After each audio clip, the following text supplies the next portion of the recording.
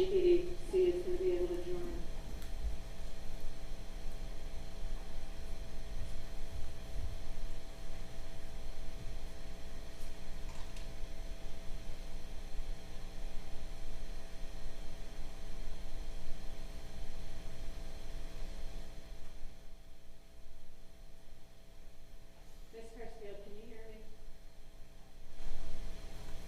I can. Okay, thanks. Daniel. Yes. Hey, I'm still trying to reach him to tell him to sign on. I sent him the emails, but, you know.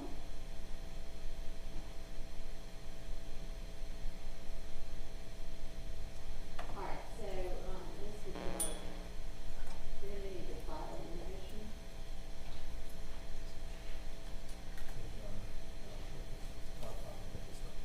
All right, also, you represent information that you have made best efforts to alert the court of this condition that you set forth and the circumstances, but the court takes issue with that representation. The only thing you told me at the bench the last time we were in court that you had a court date in April that you needed to be at. And you told me the reason why, and I said that we would not have court those days, that I would excuse you to be to that court appearance. And that is all that you said to me. And you otherwise represented to me that once you got assistance, which the court has provided in means of funding, if necessary, for experts and investigators, that you would be ready for this trial. So while I am going to ultimately grant your motion to withdraw, because I think the way it is presented, there is no way not to, it is not accurate what you put in here. Judge, did you want me to respond? If you would like to. Foremost, I apologize if the court takes that position. That is not my intention. It's a legitimate struggle for me. And I'm not saying it's not. What I'm taking issue with is that you seem to suggest that you had already alerted the court that the struggles you purport to be having, you had already told the court about that, and that is not true at all. And Judge, from my standpoint, it would be true from the standpoint of when we had the conference at the bench last court appearance, and I told the court that I did have this trial. You told me you had a custody case. People have custody cases all the time. Right. That is not the same as saying what you are now saying. I'm not sure what the difference is, Your Honor. But Well, to say I am having a mental condition that makes me unfit to represent anybody is not the same as, hey, I'm going through a custody dispute. And I don't mean to be blasting your business, but you're the one who's making that required. That was the difficulty in communicating the last time.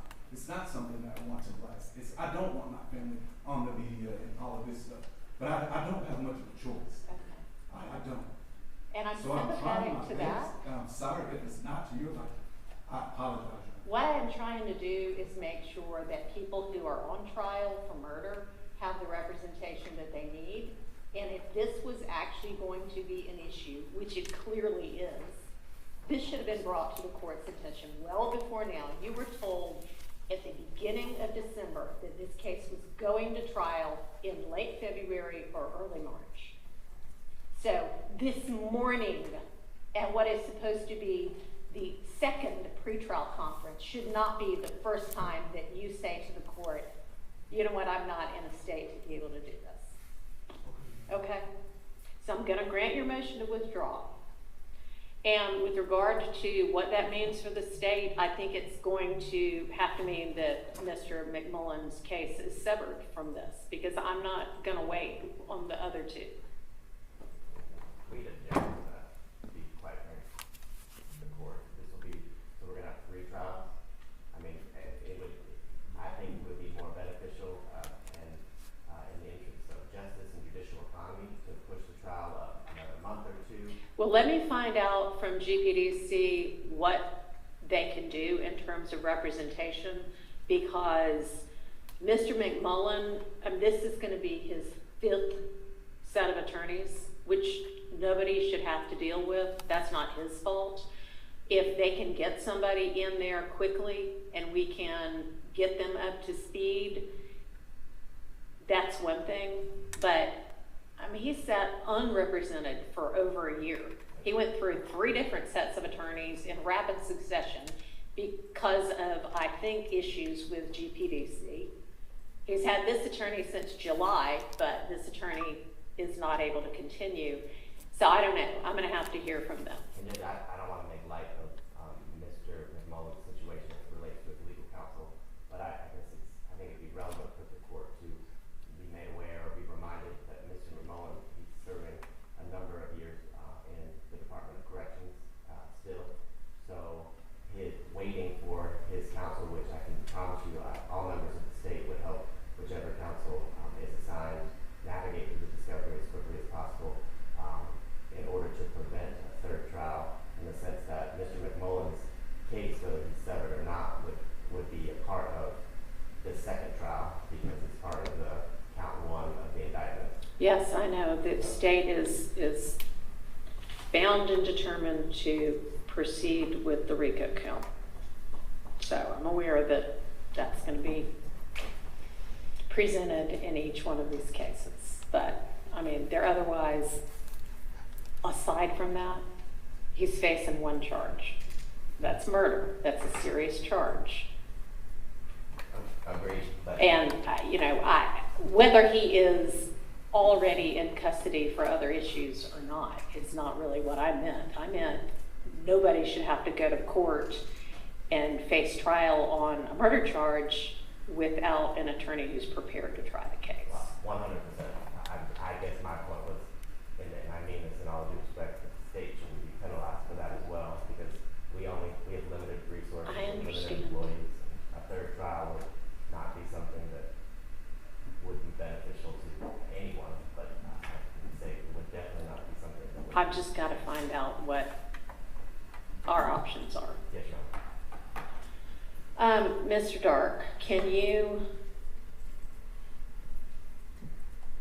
I know one of the issues that you said you faced when you first were appointed to represent Mr. McMullen was that you didn't have discovery. Now, you apparently didn't take any steps to get the discovery from the state, but you have the discovery now, correct? Yes, Your Honor, I have the link and I also have a 8 terabyte. Okay, let me ask you this.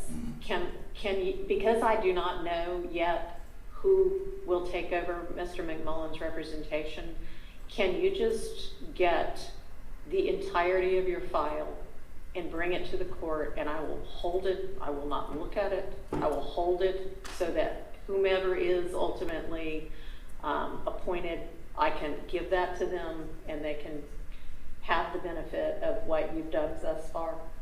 Your Honor, yes, I can Okay. read the discovery and I can try to have it. I mean, not just everything you've worked on, Okay. okay? I mean, your entire file. Okay. All right, I appreciate that. Is that something you can do? When can you get that to us? I'll have to look through the file to see, counsel impressions and notes and things like that. Okay, I mean, you're welcome to put it in something sealed, but Okay. I mean, your attorney impressions and work product and what have you might be beneficial to Mr. McMullen's next attorney. I mean, yeah, I'd hate for he or she to have to start from square one if you've already gotten to square 25, you know? Okay. Okay. Does Mr. McMullen have any objection to that? No? Okay. All right, so can you get that to Chambers by like Wednesday of next week? I can do that. All right. If you will do an order, I will grant your motion to withdraw. And Mr. McMullen, I'll do my best to get other counsel lined up as soon as possible.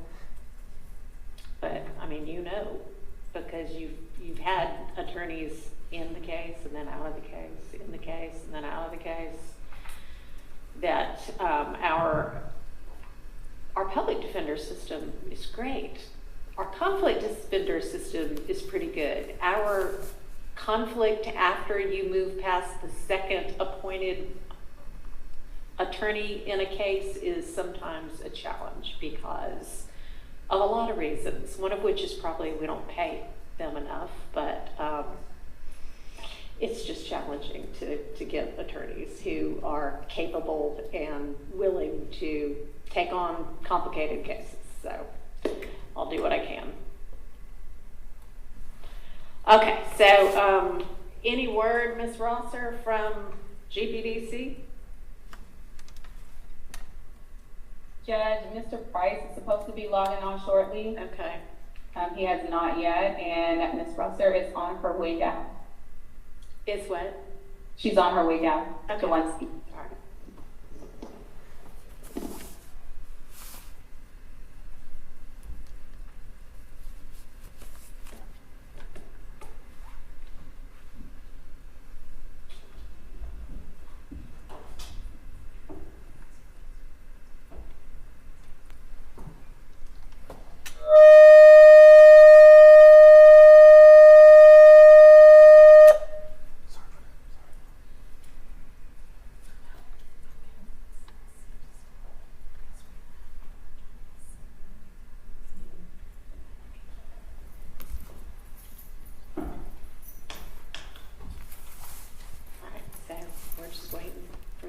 And then after I speak with them and get what is hopefully a timetable, we'll just recess until we have the other two attorneys.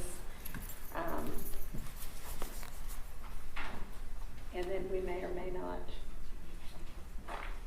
depending upon what they say about timing, go forward with the pretrial conference.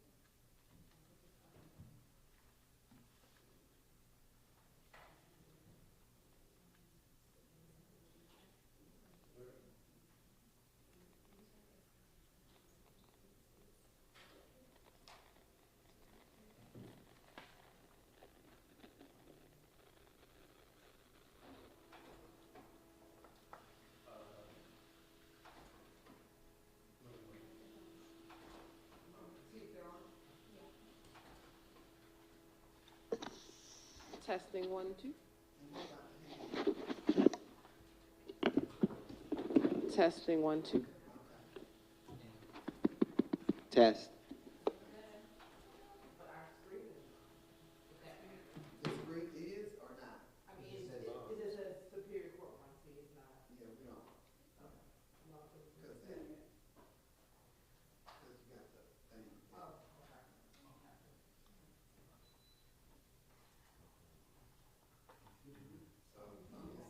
okay. So, okay, so let me see, let me look at email.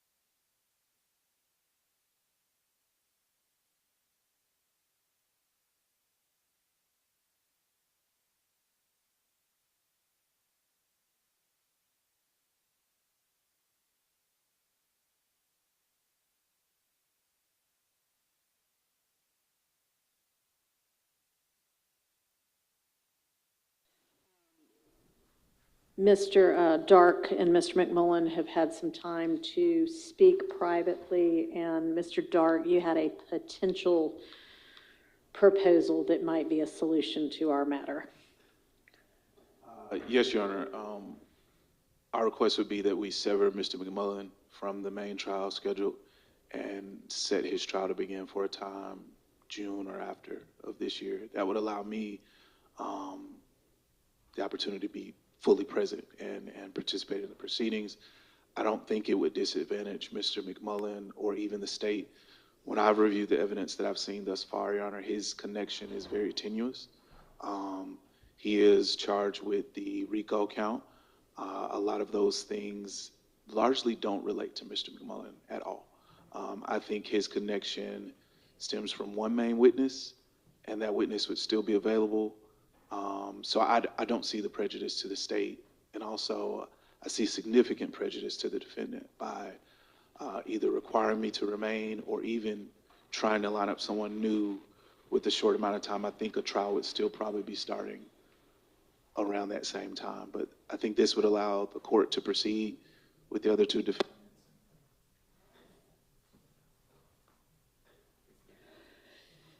This would allow the court to proceed with the other two defendants and respect all the rights with respect to Mr. McMullen as well. Okay, well, I do think it would be a better idea if you feel like you'll be up to it once you get past your personal matter, your custody matter in April, to allow Mr. McMullen some continuity of counsel. You've been his attorney since July, and I think you're the only attorney who's been with him for any significant amount of time.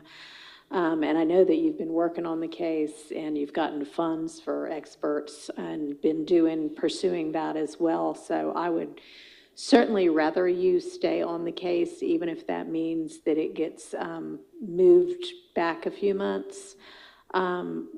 One thing I would inquire about is if you believe you will be ready to try the case and fully present in, let's say, June.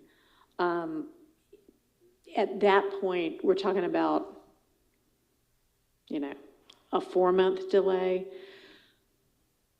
If we had to secure a new attorney for Mr. McMullen, we'd probably need to give him or her that much time or close to that much time to get ready anyway.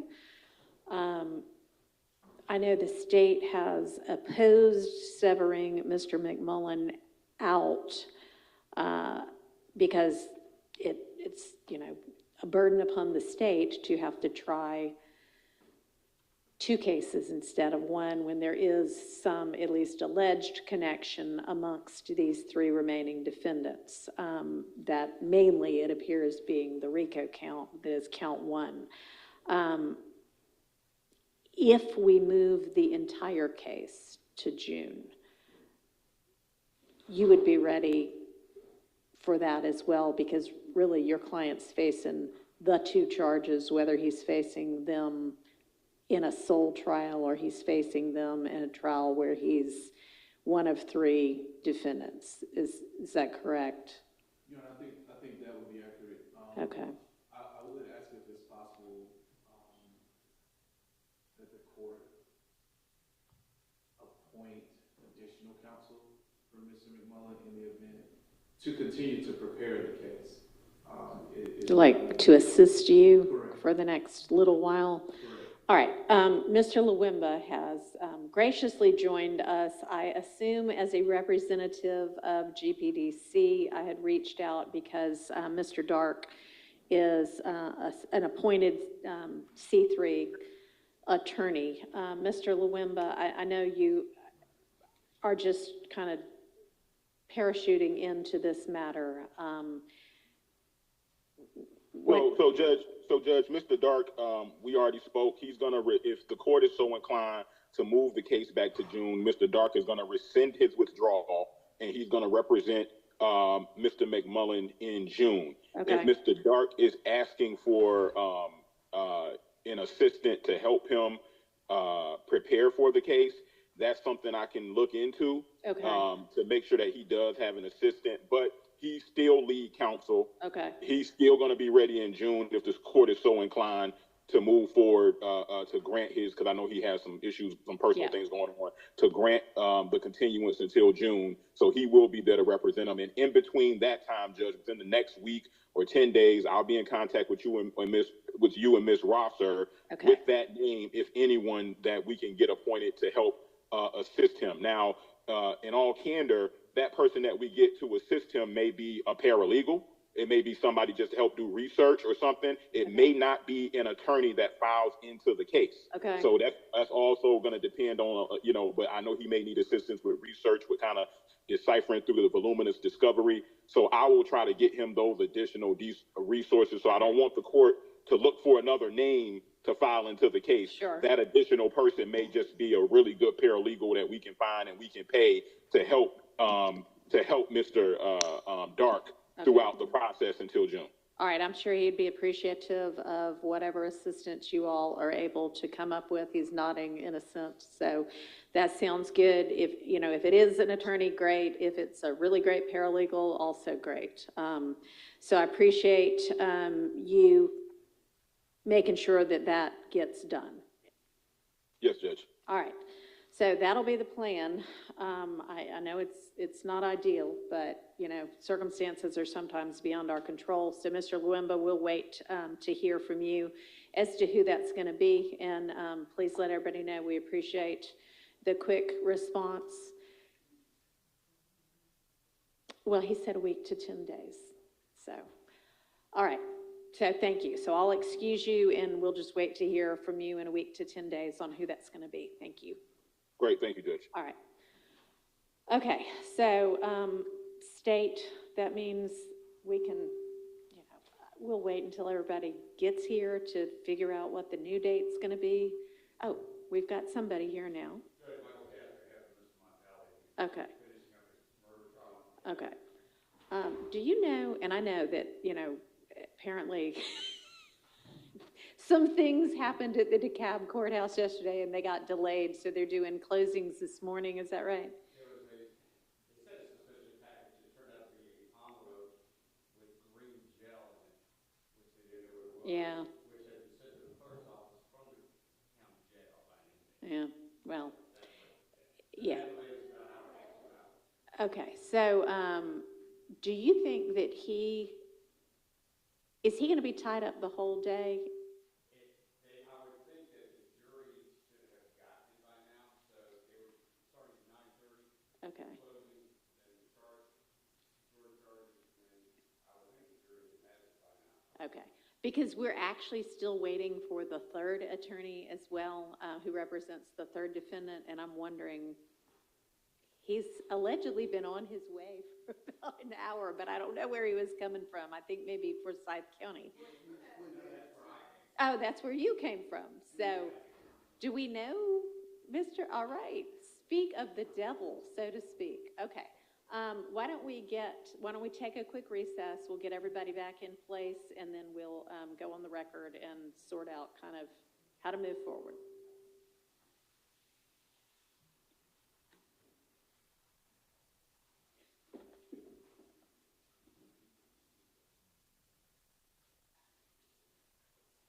We'll take about 15 minutes.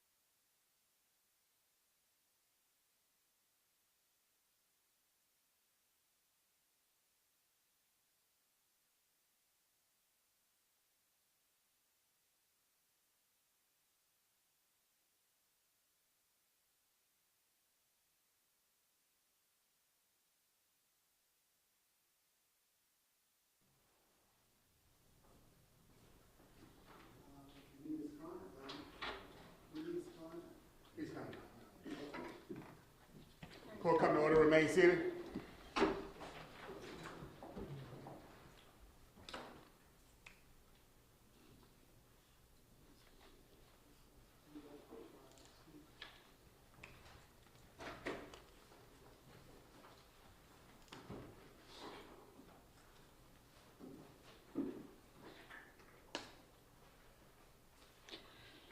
All right, so we have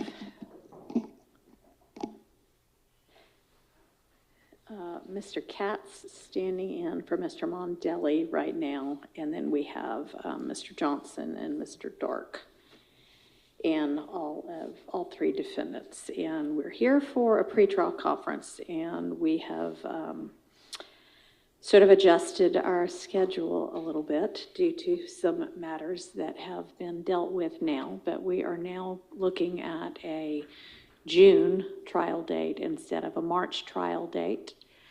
So if everybody can look at their calendars,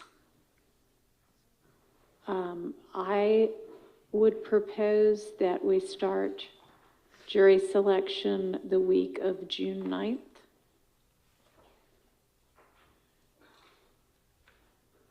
And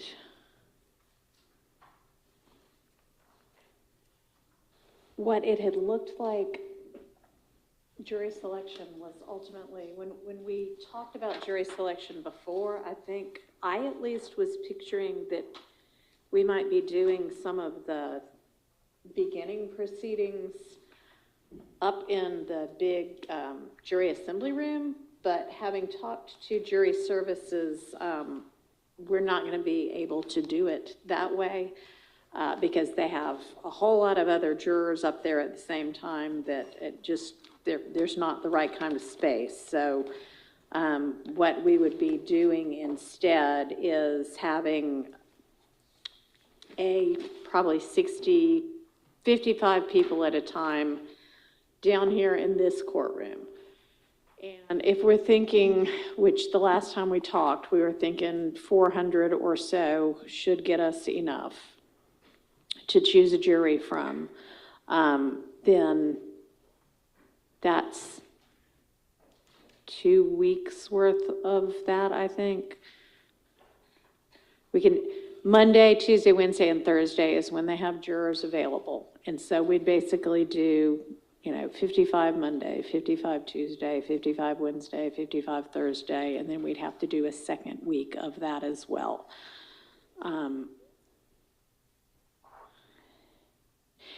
What I am thinking is that we could, at the same time we do the questionnaire electronically, which everybody should have gotten a copy of, and I haven't gotten any comments back about anything needing to be added or taken away, but I'll circle back on that in just a minute.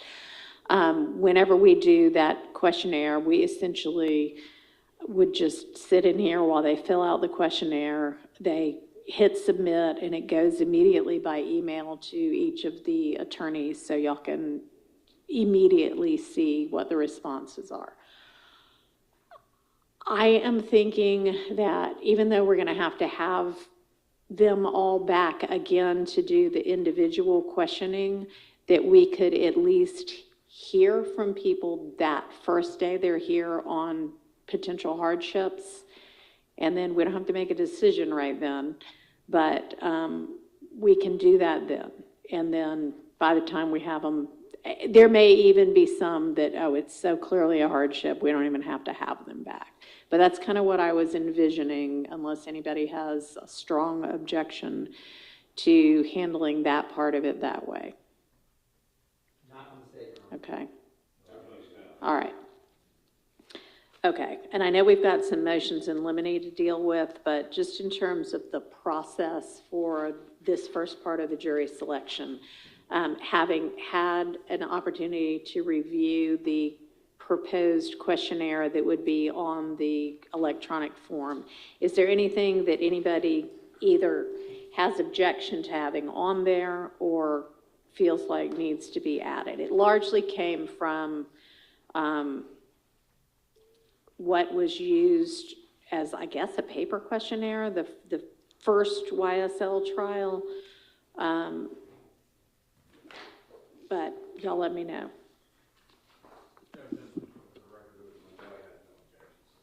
Okay, thank you. And good morning, Your Honor. Good morning. Opportunity to look at the highlights that the court had on the version that was emailed to us. And I didn't know we were gonna go through it. Sure. By the highlights, and we have just comments per All highlight. right. And of course, my copy is not in color, it's in black and white, so all of the highlights are gray. Because as you all know, I had some highlights that were for IT for purposes of putting the survey, uploading the survey, and then some highlights that were for us to discuss. So, oh, there we go. All right, so I think the first question was on page 7 of the survey about, would the question about, you know, have you served in a jury trial before? And then if yes, what type of case? Criminal, civil, court-martial? I don't know, or I don't remember, I don't recall. Is court-martial, is that going to cover enough for everybody of, have they been involved in a military case? Yes, Your Honor. Your Honor, I would, or been subject to any form of discipline under UCMJ, because the military has judicial and non-judicial punishment. Okay, so this was, we can add that question if it's not in there, but this was like, have you served as a juror before? So I think there's, later on, we maybe get to, you know, had they served in the military at all. So let's go through it, and if we don't see that question, then let's circle back. And it's under what was the discipline under? The Uniform Code of Military Justice, UCMJ. Okay. All right, so everybody fine with just, we ask, have you served in a court-martial? Yes, Your Honor. All right. The next question that I wanted us to discuss was on page 12. What's currently Q50? That was on the original survey that was used in the first trial, but it seems like sort of after this, we ask a lot of different detail about what kind of training, what kind of experience. So it seems like this may be covering the same thing and might be superfluous. Is that one that we could do away with? The state agrees we can do away with it. Okay. Any objection from the defense to doing away with that question, since we ask it essentially in greater detail in further questions later? No objection, Your Honor. All right. I do believe that the substantive matter is covered in questions 51, 52, and 50. I do too. Is that all right with everybody? No objection. All right, so we'll strike that one. Okay.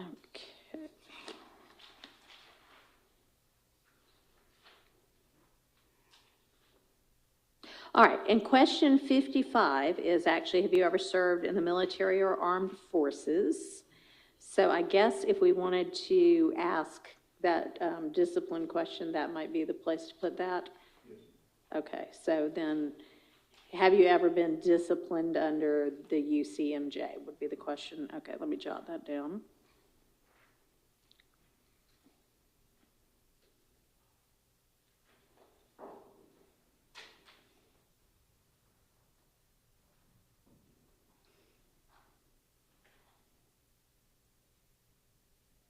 And then, you know, if so, we can ask them for details. All right, thank you.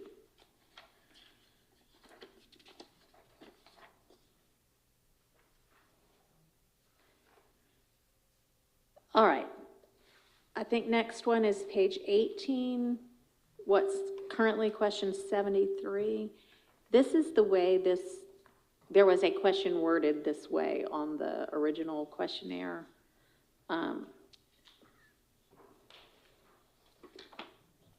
Is this how you want it worded? Does anybody want to change that wording? Your Honor, and to be clear, the jurors will complete this after either hearing the indictment or the summary of the indictment. The summary of the indictment, yes. And we'll have to discuss how much So, detail we want to include in the summary. I'm not the best wordsmith, but I thought we could just ask, this case involves allegations for several individuals. I think so too. Allegations against several individuals.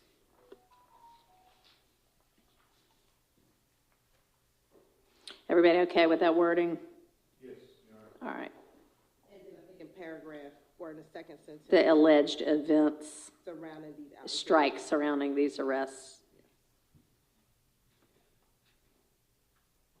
And then I'm just going to say are alleged to have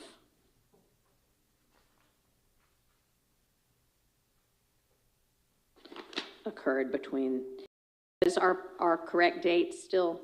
No, Your Honor, I believe it'll be March 2022. I want to confirm. And then how about the beginning date? Yes. All right. I'm not clear, you're saying January is correct, and it's going to March? It sounds like January 2015 to March 2022. All right.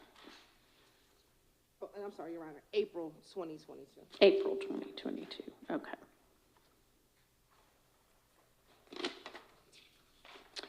All right. Then our next question is on page 20. What's now question 80? And I was just unclear, and I think they might be unclear as well. The question currently asks about how much time you spend on the internet, and then they can choose different answers. And then the next one is how much time do you spend on social media? And they choose, do we mean how much time do you spend on the internet aside from social media? And then also, do we mean, or do y'all mean, these are your questions, time on the internet that's non-work time? Because I'd imagine some people have to be on the internet all day for their job, so you would get, 5+ hours is the answer. So do we want to clarify that question some? Yes, Your Honor. And we thought that for question 80, the concern is more of how much time do you spend on social media? That's versus kind of what I thought. internet. Okay. So then do we just, if we get the, how much time do you spend on social media per day, that's really what everybody wanted to find out? No, Your Honor, I mean, as far as the combination of questions. Yeah. I believe that question 80 should ask how much time do they spend on the internet aside. Okay. So then maybe I'll flip the, And I believe that both questions are necessary because what it does is it provides us an opportunity to see the delve into things that they may get into Okay. on the internet outside of All social right. media, meaning blogs or anything. All right. So how much time do you spend on the internet today aside from time on social media? Or separate from social media? How do you want to ask it? Well, I think the first question should be aside from work. That would give us an Okay. idea how much time there are on the internet. Aside from work, okay. Yes, Your Honor. And then with the second question, how much time do you spend on social media? That would allow us to then delve into what do they go and what are they on the Perfect. internet for outside of social media. Okay, so question 80, how much time do you spend on the internet per day aside from work? And then the second question would be, how much time do you spend on social media per day? Does that work for everybody? Yes. All right. Sounds good.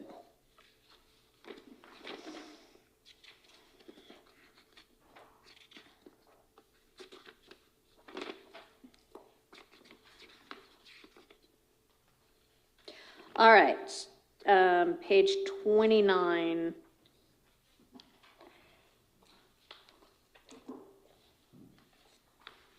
And I guess this is more a question for the state than the defense, because the indictment and the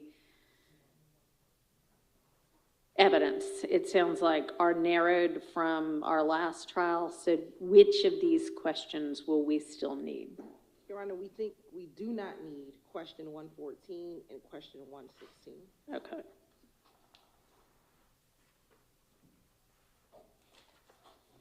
All right, thank you. The next page, page 30, question 121. Do y'all want the word paraphernalia? We like items, we like Okay, suggestions. we're going with items. Thank you.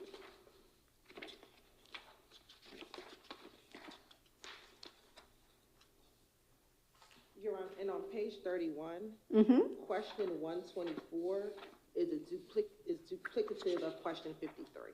Thank you. So, let's see, where's the better place for that question?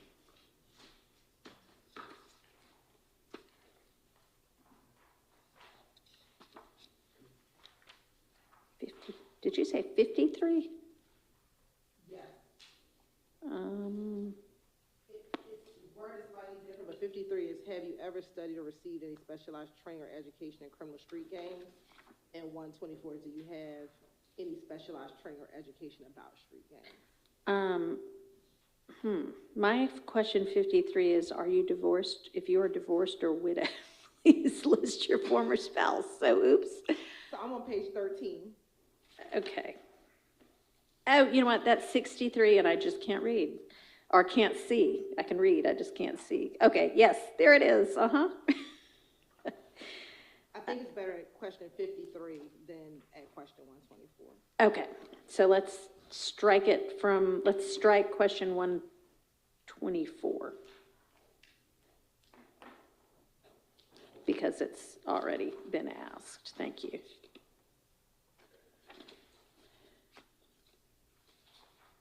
All right, turning to page 35. Question 142.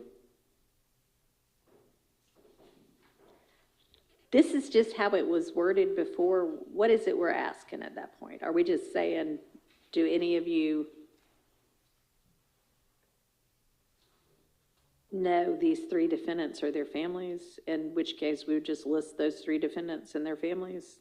Your Honor, we believe we need to ask for all 28, only because the case did involve these other individuals, and whether or not they have although their cases might be resolved, if they have a relationship that may or may not have a bias towards the state and the... Okay, then it wouldn't be, though, who are defendants in this case. It would just be, here's a list of the defendants from the indictment, but we're not, okay. So it would just be, do you, a close family member or a close friend, know any of the following people? And then it would be the list of everybody who was a defendant. Yes, okay.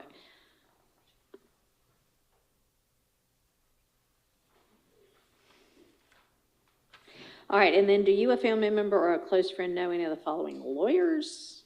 At that point, it seems like that's just the lawyers that are in this case, state and defense, right? Yes, ma'am. Okay. And Your Honor, as to this particular, Maybe we can see if one of those that's on this podium might work. We seem to need to put new batteries on a lot of these mics again. yes, Your Honor. Better. As to this question, I believe that if the question is asked as far as do you, a family member or a close friend, know any of the following people, given that the family members and close friends would not be on the stand, we would not be able to go into that relationship to understand how the family member or close friend would know any of these individual people as far as the showing of any bias in this case. So I do believe the question should be limited to the juror itself and asking them, do they have any knowledge of these individual people? And it almost seems to me like the only way that they would know if a family member or a friend knew of whomever this is we're asking is if they too knew about it, because otherwise they're only speaking from their own knowledge. So would that work for everybody if we just say, do you know any of the following people? 142 and 143. Just say, do you know any of the following people? And it would be first the list of the defendants, and then on 143, the list of the attorneys that are involved. Does that work? Yes. All right. And I guess, Your Honor, to clarify a little more, I understand that this language, do you, a family member or a close friend, is probably going to be asked in other questions as far as it relates to criminal activity or violence of right. a victim of a crime, Uh-huh. I believe it would be more appropriate in those situations. Agreed. Because it may have a direct Yeah. effect toward that individual, rather than this situation we're just talking about hearsay knowledge Yeah. that they may have from someone else. Agreed, I think that makes sense, thank you. All right. And then for question 145, and we'll make the same alteration, do you know any of the following individuals? I have no idea who we're listing here. So I'm gonna need a list, if y'all can get together on who we need to list. I would assume it would be all the potential witnesses and all of the victims, right? But I don't know, if it's the same as it was the last trial. So I'll need y'all to put together that list and get with each other and make sure you agree that it's covering everybody. So I'm gonna write down here, attorneys will put that together and submit to the court. It can honestly be like, let's say April 15th, tax day. Because we do have to get we have to actually, I think, upload all of the questions, which might involve actually keying them in and then getting them to jury services and then running a test on it and all of that. So what do we say, April 1st? By April 1st. All right, the next page, I'm just wondering, is that the phrasing we mean? Or do we mean, do you actually know this person? Yes, so we thought, do you personally know? Okay. Good with everybody to make that change? Okay.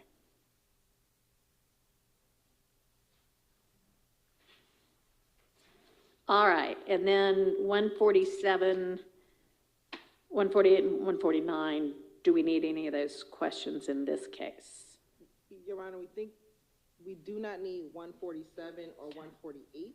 Okay. We would ask, and I thought we asked this initially, but we are asking, have you ever heard of 30 Deep or Blue Jeans Bandit? Or the Blue Jeans Bandits? And that could be one question. 30, all right, so I'm sorry, 30 Deep or who? Blue Jeans Bandits. Blue Jeans Bandits. So do you want the sex, money, murder? Yes.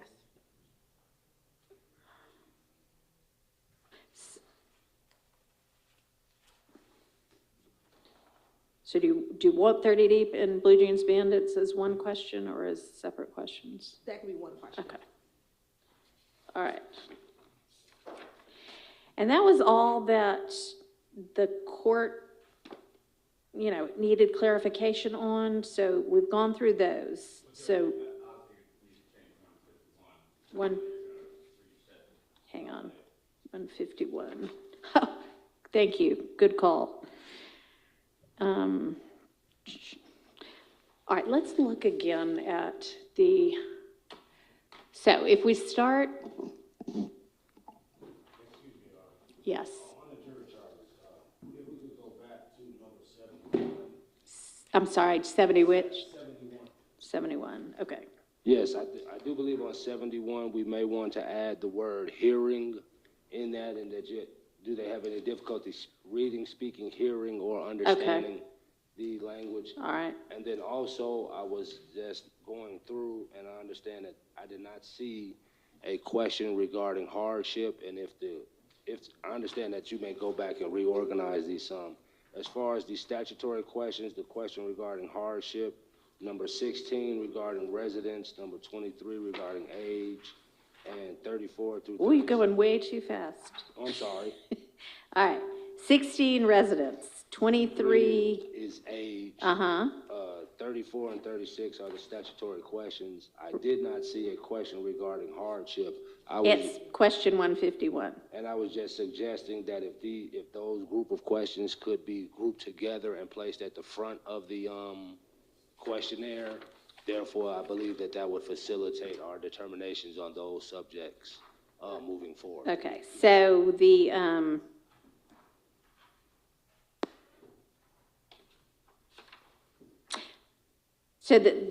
kind of almost like 1 through 15 are well, 1 through 14 are kind of like just identifier questions, like what's your address, things like that, which is kind of what we have on our jury summons that comes back anyway. The residents, 15 and 16, about Fulton County, and honestly, like 17 and 18, how many years have you been a resident? And let's look back on page 4. So have you been a resident? Are you a resident of Fulton County? Have you been for the last 6 months? That would qualify them or not. So then after that, it's how many years have you been I guess that is Fulton County resident. I'll add that in so it's more clear. 18 is other places you've lived and for how long? Does anybody want that? I mean, I'm happy to strike any number of these if y'all don't necessarily want them. Question 18. Uh-huh.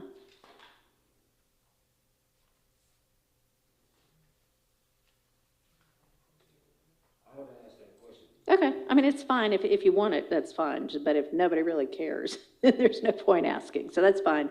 How long have you lived at your current residence? It's easy enough to fill out, but does anybody actually care? Yeah, I think we could strike 18 and 19. As long as they're a resident of Fulton County Yeah. at the time. That's all that really matters. I mean, I kind of agree, but Mr. Johnson, The only reason that I would ask that question 18 be allowed, Your Honor, is because given the subject matter that we are dealing with here, this is a subject matter that these individuals may not have experienced here in Atlanta, but may have experienced in another jurisdiction or location. Yeah, So, that's fine. So we've already found out how long they've been a Fulton County resident and then where else they've lived and for how long. Do we need 19? Anybody object to striking 19? All right, so then essentially the next ones are really kind of talking about, well, do you rent or own? Has to do with being a resident. And then it's just some more marital status things. Then we get 22, 23, and 24 are, are you qualified or not? And then what was the next one? 30? 34 through 36. Okay. The statutory questions on the, So just you're suggesting move the statutory questions up before have you served on a jury trial? yes, Your I Honor. don't have any objection to that. We can move those. Along with the hardship question as well. I'm going to ask the hardship question last. Because, I'm just going to ask the hardship question last. All right, so move 34 through 36 to...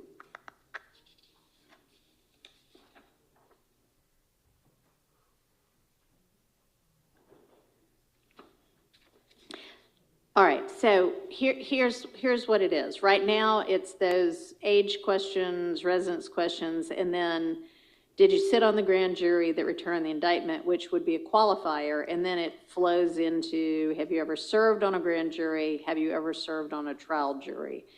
And that is why it was before the statutory questions. So if we move it, I guess we'd move it to just below 23 before the grand jury question. That's fine, Your Honor. Anybody really care one way or another? Okay.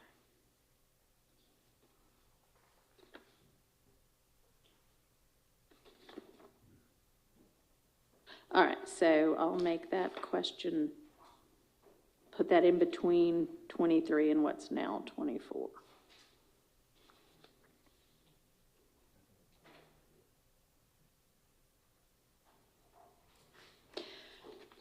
All right, so going back to question 151, which is the last question on there, and which is saying, all right, here's when we expect this trial to be. Do you have any hardships?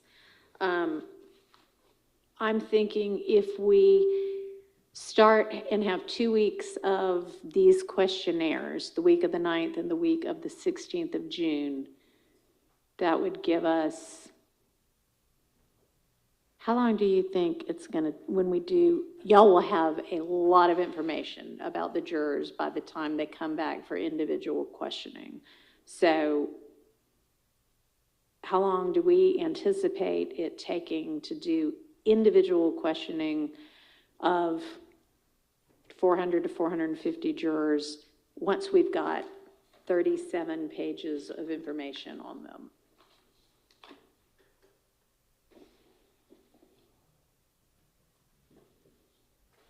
Well, Your Honor, I know in the, as Mr. Eppinger was part of the first trial in this case, Judge Glanville went through the hardship part of the questions first. And once we eliminated all of those people, then we started. Yeah.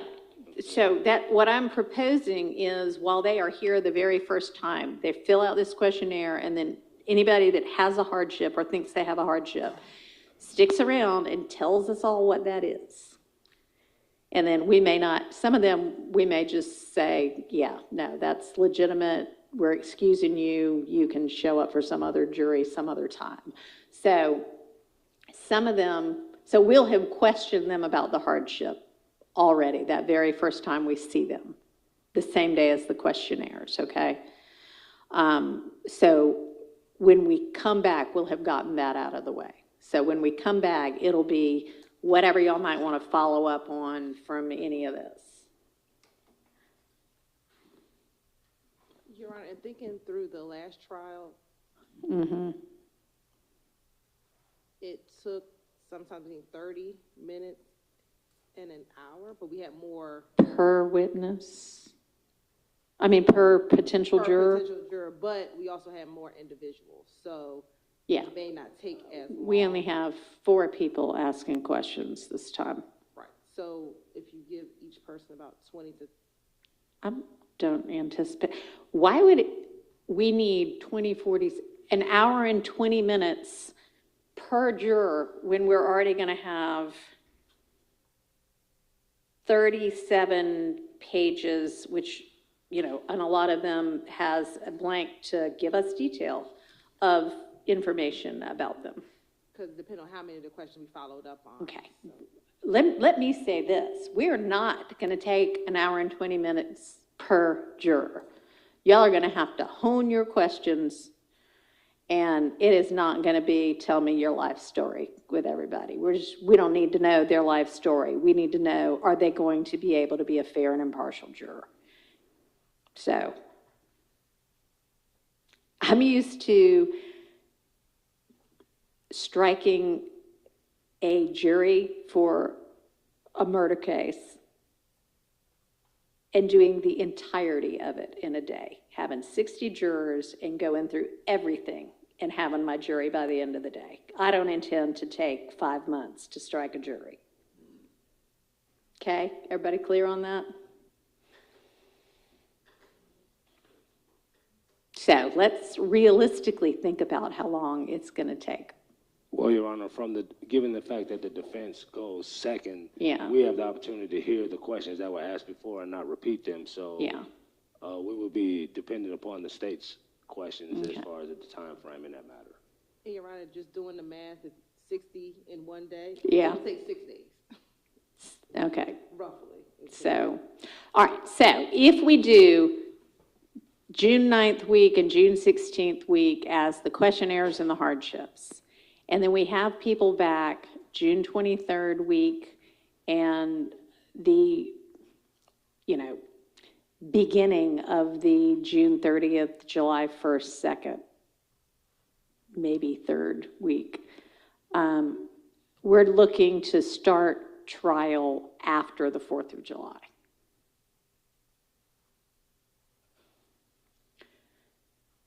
So maybe, like the evidence itself. So maybe we say on our question 151, this trial is expected to start in July, sometime after the 4th of July. After the 4th of July.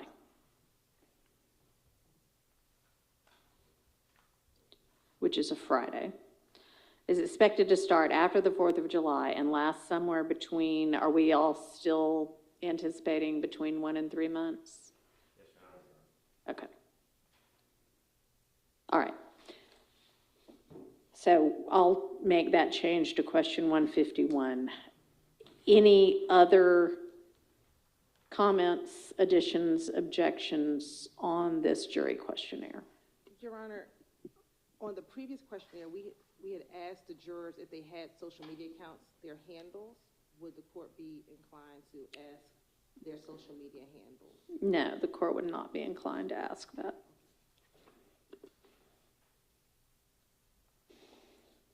Anything else?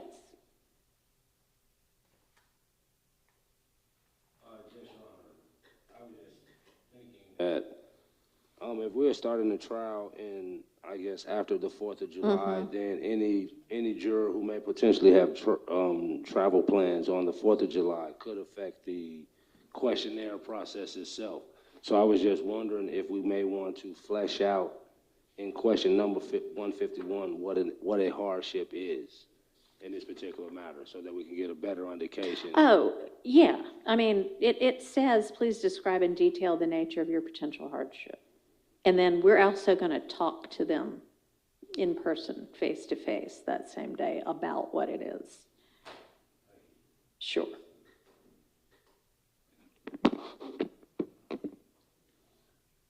All right, is that everything? We think we have our juror questionnaire? Yes, yes, yes? All right, sounds good. All right, one other thing I need to know, we all need to know, is the number of additional strikes that I might grant. I don't know if anybody's, I haven't seen any requests for additional strikes, but we do have a 3 co-defendant case. Anybody have thoughts on that?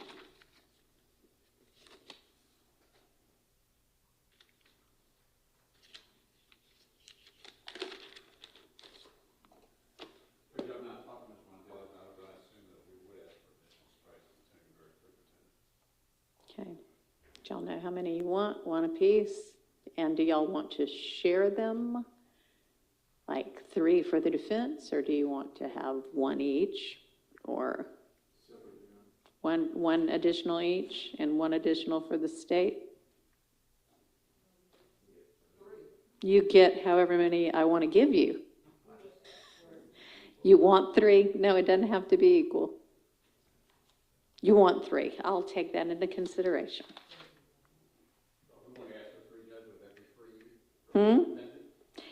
It would be within my discretion. I am not going to be giving you 3 per defendant.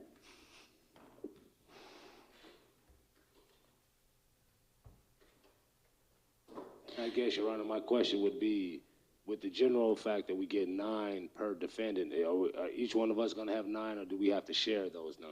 No, you don't get 9 per defendant. You get 9. And then you're going to get a total of 12.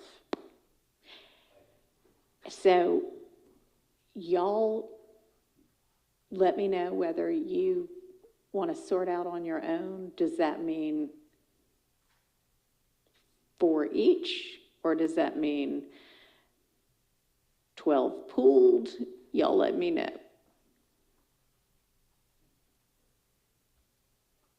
You know what I mean? Are y'all going to huddle on them all and decide on something? Or are you just going to, y'all will have to figure that out.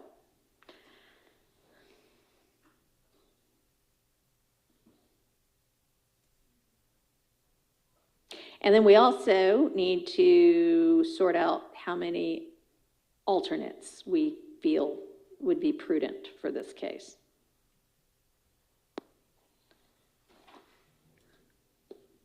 We started with 6 last time and remarkably made it through a more than year-long trial, only losing 2. But I would say 4. I think so too. 4. 4. Everybody good with 4? All right.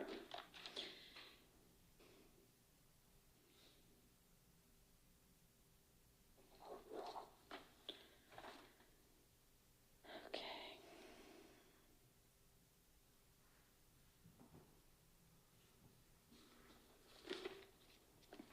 All right, I'm trying to think whether there's anything else we need to talk about with regard to just the kind of jury selection process. Nothing's coming to mind for me. Anybody else? Judge, I'm just, since I'm not that familiar with the case standing in. Sure, But my question is, I didn't see, and I just was able to look at the jury questions this morning. Is there questions that relate to jurors having been familiar with the other part of the trial? Did any of them attend the trial? Did any of them watch it? yeah, I think that's, I didn't see where that was covered. It may be, but I didn't see it. some version of that is on there. Let's look back. I just want to make sure it was in there. Sure.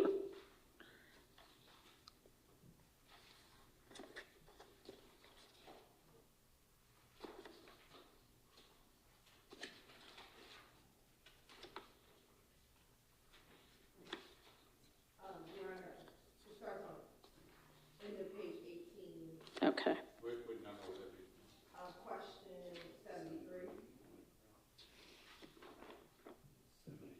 And going into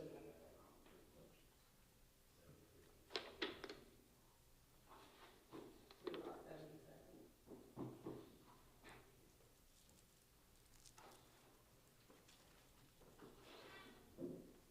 It goes through, yeah, 77.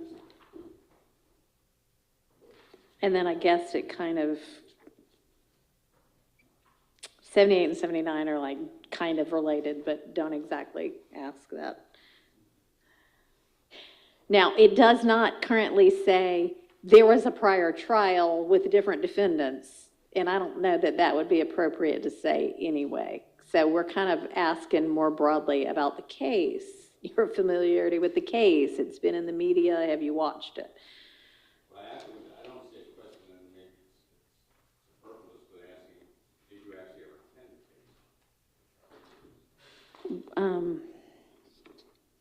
Is that how you gained your information? Okay, if yes, well, we could add it as a potential source on question 74, because if you have familiarity, from what source or sources have you heard about this case? I mean, we could just make another list of it, be like court proceedings or I know it says other, but I didn't know if we make that. attending court. Well, Your Honor, I think to address Mr. Katz's concern, if we just added in question number 76, I have attended the court proceeding where it's asking how would you characterize your familiarity with the case. You could ask in that potential question whether or not they have actually attended the court proceeding in this case. I think that would be fair. Place to put it. So I'm sorry, are you proposing add a fourth line that's I've attended court proceedings, or add a descriptor of, if they say I've followed the case, describe how? Which would you prefer? I prefer that they attend. Just the cleaner. All right, so, Either 76 or 74 or 76? Maybe just, I mean, it might be a more clean on 74 than 76. Attended proceedings, attended.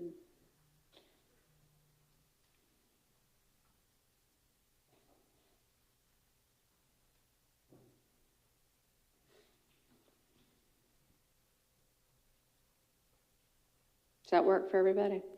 Okay, thank you.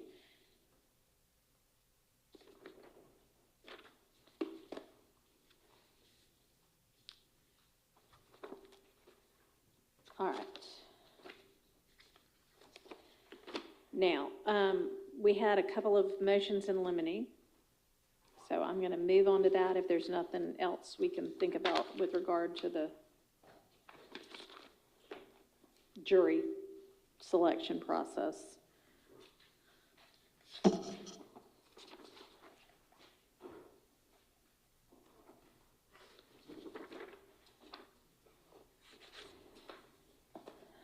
All right, each of the defendants has filed some version of a motion in limine to exclude rap lyrics and or rap video. There was a ruling on this broadly in the last version of this trial, which everybody at least started involved in.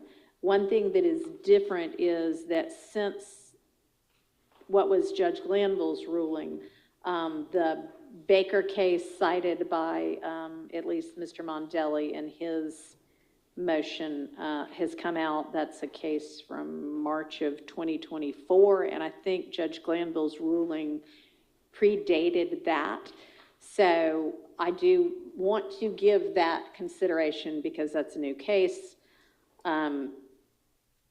I've looked at the case. I've looked at other cases about videos and lyrics. If anybody, I don't think I necessarily need argument, but if anybody wants to make argument, I'm willing to listen. What, has the court already taken a position on it? I've already looked at the law on it. I've looked at the motion, the response, the previous order, the case, and other law. Well, the only thing I would say, Judge, and I've read ad nauseum the Baker case. It's actually got a long. It is long. And it's still, I'm not saying it is a blanket rule as to whether video shooters should come in, but certainly you still need to have a 401, 403, 404 determination, which I think would be incumbent upon the state to come in, show those videos, pretrial, determine whether they are admissible or not, what's the relevancy of it, whether it's more prejudicial than beneficial, and therefore have the court determine per each video, should it come in? Okay. And I don't think there's any other way to do it other than see videos. I've only seen 2 of them. I don't know how many there are, but the 2 I've looked at don't seem to indicate anything. And certainly in the Baker case, the state, I think, needs to say on the record what is their purpose and intent and why they feel they need it in order for it to come in. Just because it's a rap video doesn't necessarily mean it does. It doesn't come in. The 2 videos I saw said nothing about gangs, said nothing about killing people, said nothing about burying people, killing snitches, things that were referred to in the Baker case as far as what should or should not come in. Mm-hmm. It was just music videos. Really, they didn't seem that harmful to my client, although I've not seen the other 3. But certainly, my concern is would juries have a tendency of having gang activity been such a big deal in the news and in trials, and almost every murder case now is considered a gang case. Does that in itself become prejudicial when the jury was to hear, oh, they're all rap videos, and it automatically assumes that a rap video or rap video or a lyrics or song from a rap video must necessarily be a gang member. And that's what I think needs to be looked at very closely anytime that is entered into evidence. All right, appreciate that. Yes, sir. We just had a brief argument with respect to the 403, 404 analysis. The videos, by my count, it's like north of 200. It's probably more. I'm still counting through. All of those videos, obviously, are not relevant to this case at this juncture. My client is not a rapper. He does not appear in any videos that we've seen. He's neither mentioned in any of the videos that I've seen. None of the alleged conduct that he was purported to participate in is mentioned in these videos. And so under that analysis, it just seems like overkill. It seems like the probative value, I don't see any at all whatsoever with respect to my client. I don't know with respect to the other clients. I don't know their status, if they are rappers or not. I know my client's not. But the potential for the jury to just kind of lump him in with what's rapped about, I think is very high. Additionally, Your Honor, there's the argument that, lyrics are not literal. What's rapped about in a music video doesn't mean that you did it personally. Right. And so I'm just really, really concerned with the probative value, to me, based on the rule, substantially outweighed by the prejudicial effect. All right. I don't see any probative. Understood. So I think we're dealing with, I'll let you have your say, but I think y'all are we are potentially needing to address two different things. I read these motions as sort of, I would like a blanket exclusion of any rap videos or rap lyrics because Baker says that should never come in. That's one issue. Y'all now seem to be saying there may be particular videos or particular snippets of rap lyrics that don't meet either 401 or 403. It is incumbent upon you, if you believe that, to file a motion in limine. The deadline for filing motions in limine already passed. Lucky for y'all, we've moved the trial date. I do not, since we are going to be starting this trial from scratch, want to be litigating what should be motions in limine about the admissibility of specific evidence during the trial. We now have more than sufficient time to litigate the admissibility of everything beforehand, but the defense is in possession of all of the evidence, right, State? Yes? Okay. It is incumbent upon the defense to identify what specific evidence they think is either not relevant or so overly prejudicial that it's substantially more prejudicial than probative. I'm going to give y'all yet a third motion in limine deadline. Anything not filed by that date, I'm just not going to entertain it, okay? Y'all know what you're supposed to do, so I'll get to what that deadline's going to be in a minute. But right now, let's focus on kind of what I am reading as more of just kind of blanket, this shouldn't come in because it is rap related. Judge, the position I take is that I don't see this being any different than a motion in limine, any different than a motion to suppress. We have part upon the court, the state wants to use those evidence, upon them to come into the court, show us which videos they want to use, and the court make a determination as to whether that's probative, whether it's relevant or not. I don't think for us we don't have the burden going forward with that. I think the state does because they want to use it. It's no different than a motion to suppress. Well, I can get some clarity from the state about what evidence they intend to use, because I do think it's going to help everybody to, much like we did later on in the trial, really know what it is that is going to be presented so that we can all be on the same page about it. I want us to do that. But it is not incumbent upon them to say, here's Exhibit A. Anybody have an issue with Exhibit A? Here's Exhibit B. Anybody have an issue with Exhibit B? They're going to say, here are Exhibits 1 through 300. This is what we're going to use. And y'all are going to look at 1 through 300 and say, motion in limine as to item number 57, 73, 82, and whatever it is y'all want, and then we'll litigate them. The other thing I'll say, and not having this court before, and I'm not trying to be argumentative, my understanding is that a motion in limine can be done at any time, even during trial. If it only becomes apparent then, okay? So if there's some sort of evidence that they discover the day before, then maybe we're doing a mid-trial motion in limine. But if it is evidence that y'all have known for months before the trial was going to be presented, no. Okay, all right. Okay, so, I'm sorry, Mr. Johnson, did you want to say anything on kind of the more broad issue? Okay.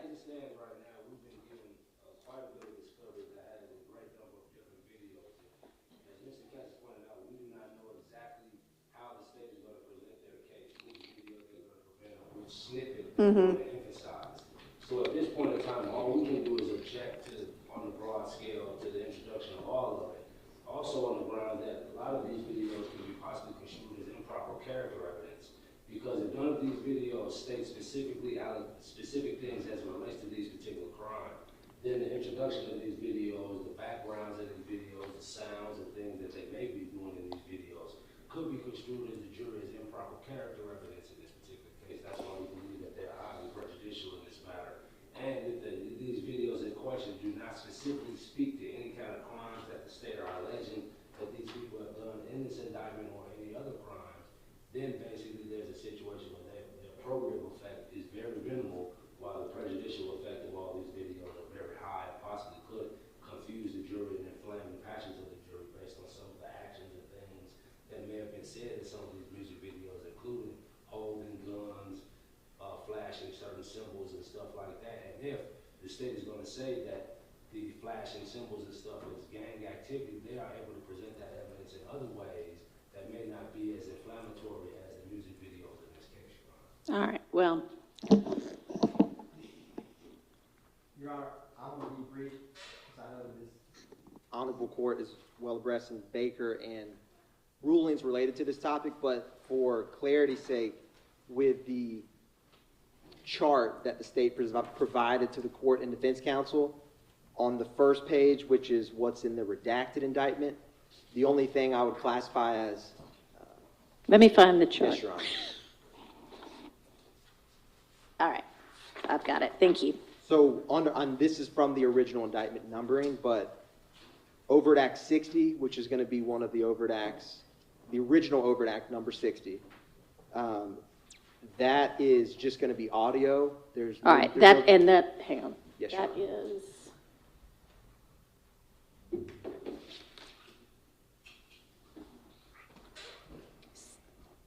So this is the 4-page chart? Correct, Your Honor. Okay, I'm looking at the right one, and we're looking at what is item 21? Correct, Your Honor. Overt Act 60, okay.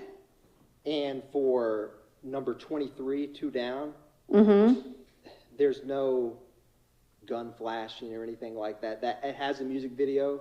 All right, so are both item 21 and item 23 going to be music videos? Only number 23, Your Honor. Music videos. Only number 23, Your Honor.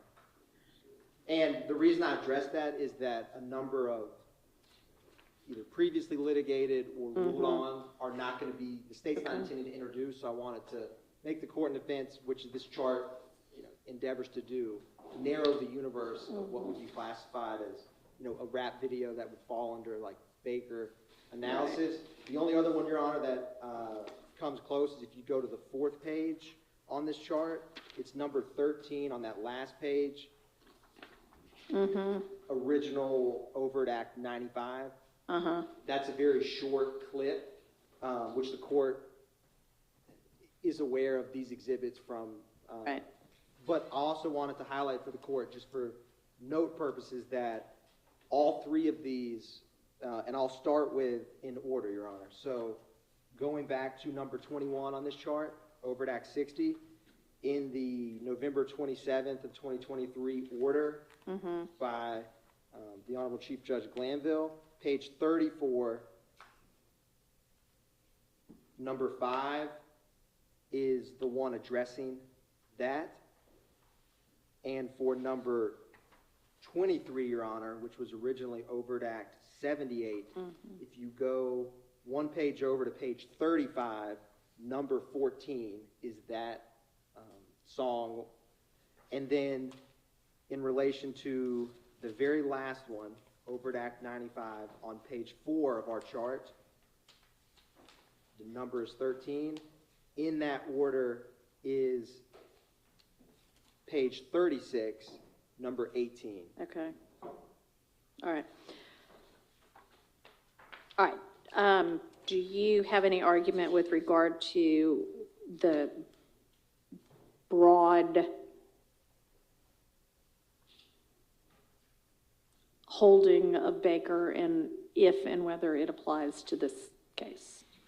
Your Honor, just quite succinctly, and I know the court is aware of this quite significant difference is that Baker was a malice murder trial, felony murder. It did not have street gang charges or evidence the state needed to prove to meet that, and it also didn't have racketeering or RICO charges. I think that is a quite significant factor that distinguishes the fact pattern in Baker, where that single video became a huge focus of that case, which was specifically addressing malice and felony murder, whereas in this case, there is a lot of other relevant admissible purposes, such as association, a number of things that are unique for the street gang charges and the RICO charges. All right, thank you. Yes, Your Honor. All right, so my reading of Baker and case law surrounding rap lyrics in the context of a gang or RICO case versus in the context of a case that's not a RICO case or not a gang case, I do think there are some distinctions, and I think that's significant that Baker was not that type of a case at all.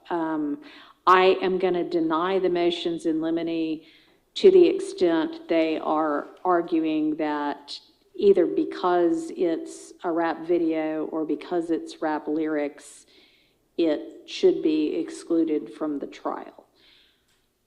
I am going to give y'all an opportunity to file motions in limine specific to items of evidence in this case, and it may be that a particular item of evidence, which happens to be a rap lyric or a rap video, might not be admissible, but we'll hold that for another day after we know what it is we're talking about with specificity.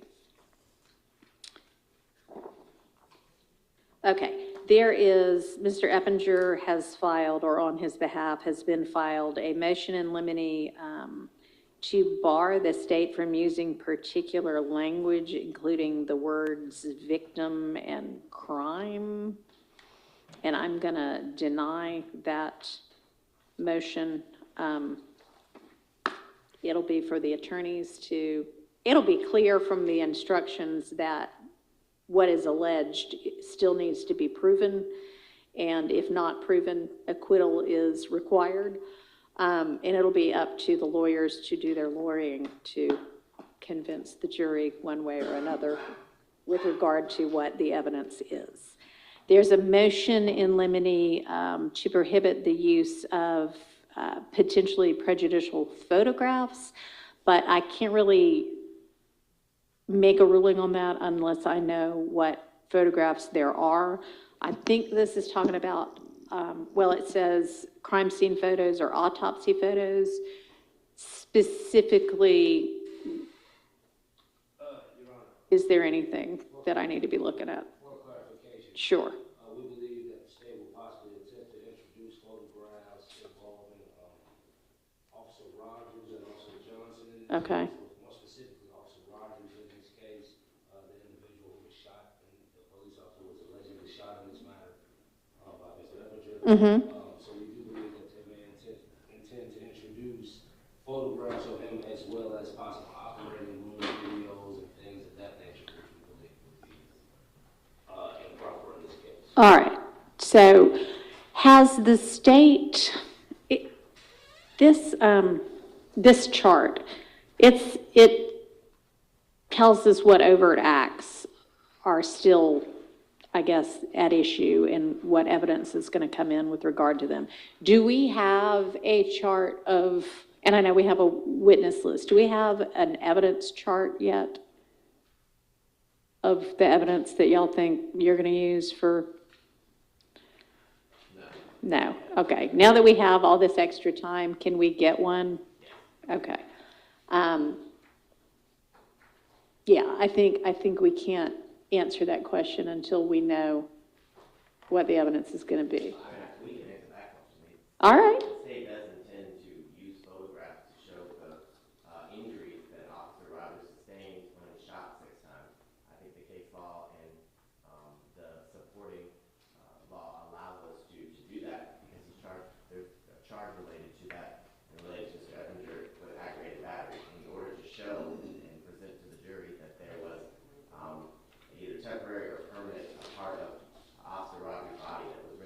useless during due to the actions of the alleged actions of Mr. Eppinger this time. I do believe the state is more than entitled to present those photographs. Now, I would agree with counsel, and I'm sure the court, as it relates to duplicative photos that show the same thing over and over again, but the state has the right to present evidence in order to meet the elements of each crime charged in the indictment, and one of them is the aggravated battery. Which one is the aggravated battery? That's not actually charged as a specific crime, is it? No, it's not, Your Honor. It's like is that like a gang charge or? Or related to the attempted murder. So, Officer Rogers, I think we can Okay, prove that there was an attempted murder, the 6 shots and the damages. all right. I don't disagree. I doubt if Mr. Johnson disagrees that there's case law that permits the prosecution to use photographs to prove their case. What we need to sort out is some photograph so hideously, graphically offensive that it should be ruled out, and we can't decide that until we know what the photographs are. So once you put your chart together and you know, here are the 5 or 10 or whatever photos we intend to use, then we can litigate specifically. Right now, I'm going to deny that motion. It's just too broad to grant. If there's a more specific one later, I'll reconsider, or I'll consider it later as it is specified. Okay, well, there, just get your, Once we're able to get that list from the state. okay. And again, y'all got the whole universe. And I think you have the more narrowed universe. But if we've all got it in some sort of a list or chart form specifically, then we can do the litigation that we need to do and then move on through the trial with an expeditious approach. All right, there is also Mr. Eppinger filed a motion limiting to limit testimony of state's witnesses. All righty, thank you.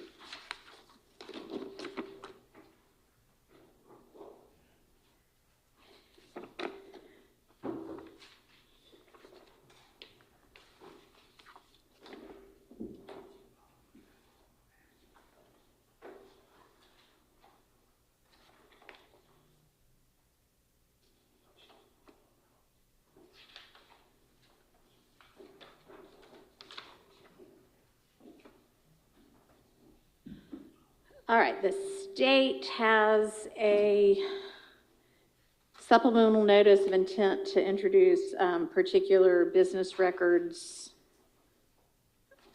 Any issue with that? I think they've attached what the records, or the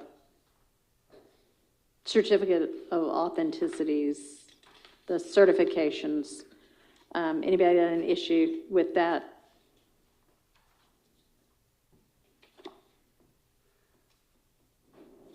It was some Instagram records. Well, they're both Instagram records. Is that the one they sent? Today or yesterday. Yes, I don't know what, yesterday or, yes, today, yes. Yesterday, okay. And I haven't had the opportunity to review it. I'm sorry. It's okay, it's only 3 pages. You can look at it now.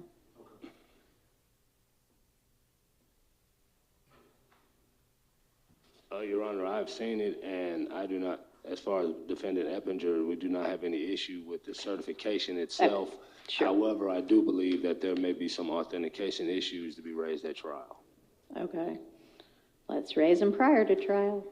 Well, the only issue is, Your Honor, based on the certification, they give an allegation of a number that is associated with a particular Instagram handle, and in the evidence itself, I have not seen anything that directly correlates from that number that Instagram is given to the actual profile that it purveys to come from, as far as to make a connection that these records are from.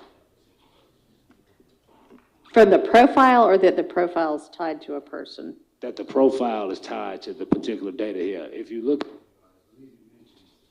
the name Big Chris, Uh-huh. and there's a number associated with that after that.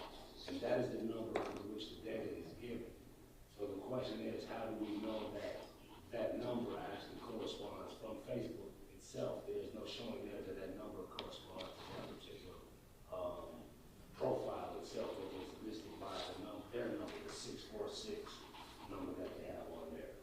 I can show Mr. Johnson where the numbers correlate with each Okay. other within the record. All right, if you'll do that, that'll be great.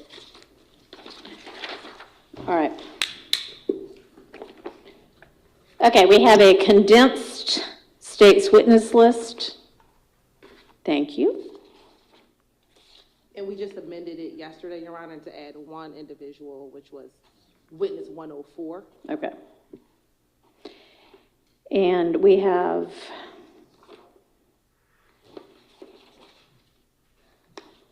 I believe 2 people identified as gang experts. Is that right?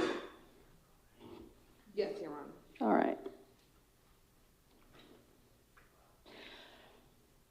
All right, any defense counsel have any issues with needing further information on how to contact any of those witnesses?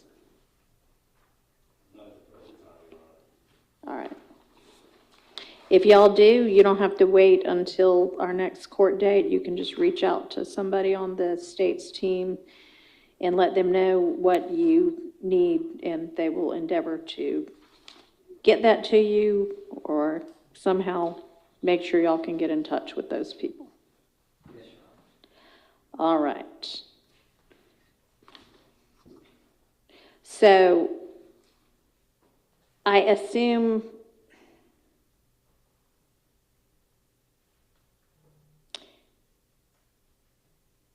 there are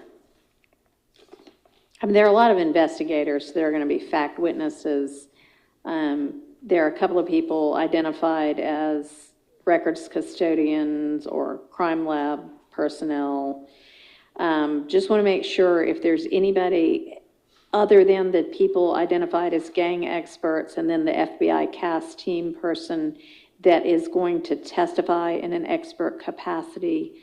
I guess if you've got crime lab or GBI, crime lab certainly would be an expert. GBI, I don't know whether those are going to be experts or not. Just if there's any, it would probably behoove the state to go ahead and identify this person's going to be testifying as an expert so that we don't get to court later and have any kind of assertions that somebody wasn't aware that we're going to be an expert. Okay? All right. Anything else with regard to the state's witness list that we might want to go ahead and talk through now? Okay. All right. All right. This, I guess, redacted indictment that the state has proposed to use in this case.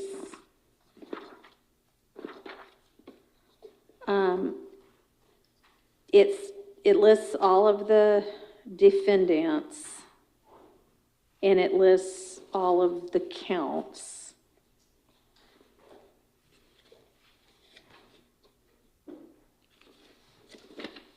And then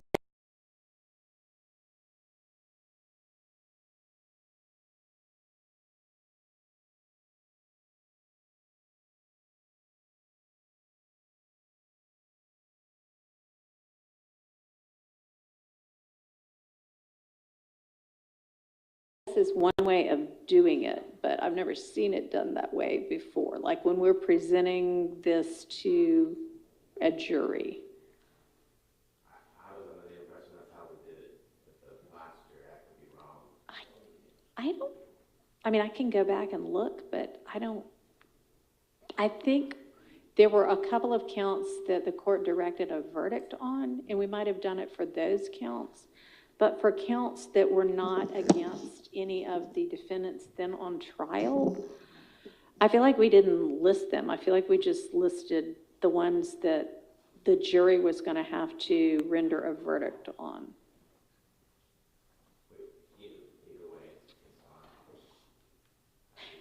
Because frankly, it's not that count 3 is removed from the jury's consideration. The jury wouldn't be considering count 3 because count 3 isn't against any of these defendants. Okay? So I don't think it should say that. So do we leave it blank or do we renumber?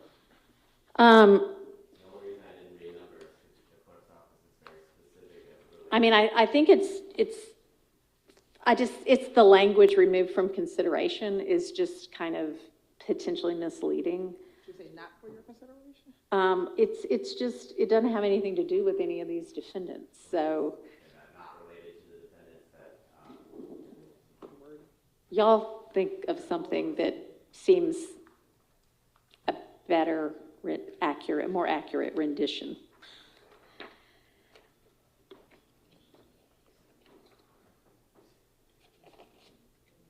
All right, I know one thing that I need to discuss with y'all is how detailed we want to get with our summary of the indictment when we're first saying, hey, jurors, here's a giant questionnaire. You might be on a 3-month trial. We need to know if you know anything about this case. I don't particularly want to read the indictment or even something close to the whole indictment 8 different times. Is there some summary we can come up with that is satisfactory to all of the parties that gives the potential jurors an idea of this is what they're talking about if they're familiar with it? If they're not, then they won't know anyway. That is appropriate.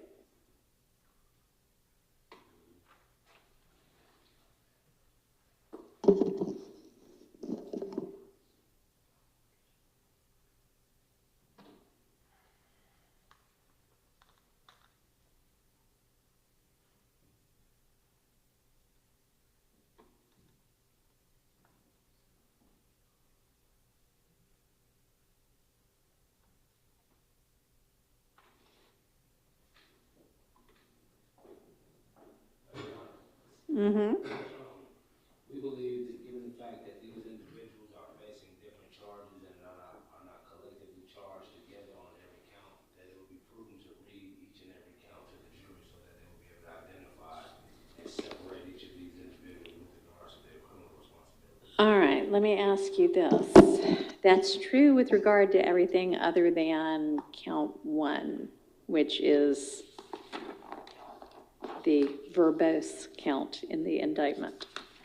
Can we narrow count 1 in some way, summarize count 1 in some way that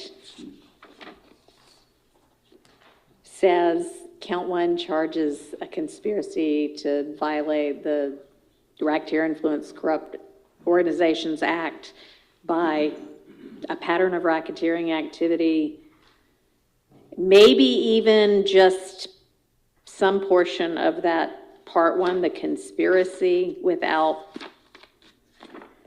the entirety of the conspiracy is alleged, the entirety of the enterprise is alleged, and then the entirety of the still 53, is it still 53 overt acts that are alleged? State, is it still 53? Okay. I had sent the summary that included my very short, Okay. my jury questionnaire, very short one I had sent previously. Okay. It just says this case involves members of the Young Slime-like YSL gang, including rapper Williams, who are charged under the Racketeering Influence and Corrupt Organizations Act, also known as RICO, for engaging in a criminal enterprise through racketeering and other related offenses. These charges range from drug possession and sales, murder, and other violent crimes to which defendants Okay, well, that's a little slanted towards the state, but I'm sure we can use that as the starting point. It's certainly not going to say this case involves members of Young Slime Life, because that's something y'all need to prove, but good try. Okay.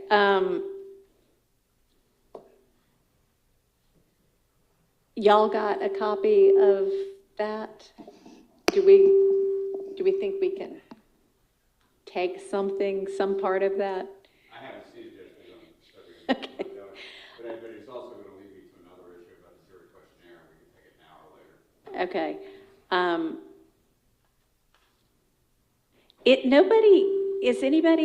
Are any of these three defendants charged with drug possession and sales? No, so we're not going to say that.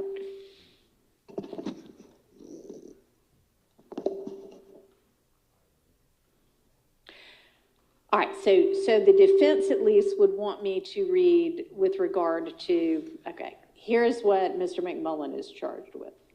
Here's what, Mr. Eppinger is charged with. Here's what Mr. Garlington is charged with. Yes. Okay, and then, I mean, that's fine. Those are short enough, and that's done normally. I guess so count one, which they're all charged with, is the one that I'm asking, is there some acceptable way to summarize that count instead of reading the entirety of the description and then all 53 acts, which take up 28 pages of the indictment? Well, no, that's not true. About. Isn't the court going to have to read the entire indictment during jury charge? Oh, the courts, well, during jury charges, but we're going to have already, done the case by then. I think at this point, when we're doing the, hey, here's what this case is about, that could be really short. And then typically I do read the indictment, or actually I usually have the state read the indictment because it's the state's indictment. It's not the court's indictment. But I'm happy to do, this is, generally a case alleging RICO, gang charges, murder, attempted murder, whatever the crimes are. And then they can read the indictment, but we don't need the entire indictment read just to figure out, here's enough about this case for you to say, yeah, I'm familiar with this, or no, I'm not familiar with this, or yeah, I've followed this before, or no, I haven't, right? My only question is that causes confusion to the jury because not hearing it but for the first time at the end of the jury charges, is that going to require them, well, is that all we're deciding between the first year and then they're hearing 48 other counts later? Is that going to create a problem for them to know what they're doing? I'm trying to remember, and I don't have my book with me that's what I read once we've got our jury. Do we read the indictment again then? Yes. We do, right?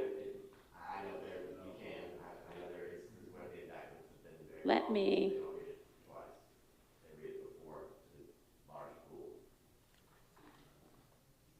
I would think they're paying a whole lot more attention once they're actually on the jury. And if I'm only reading the full thing once before we start the evidence, I think it would be more appropriate to read it when we've got our jurors in the box and I'm saying, all right, y'all, here's what this case is actually about. That would be fine with us. Okay.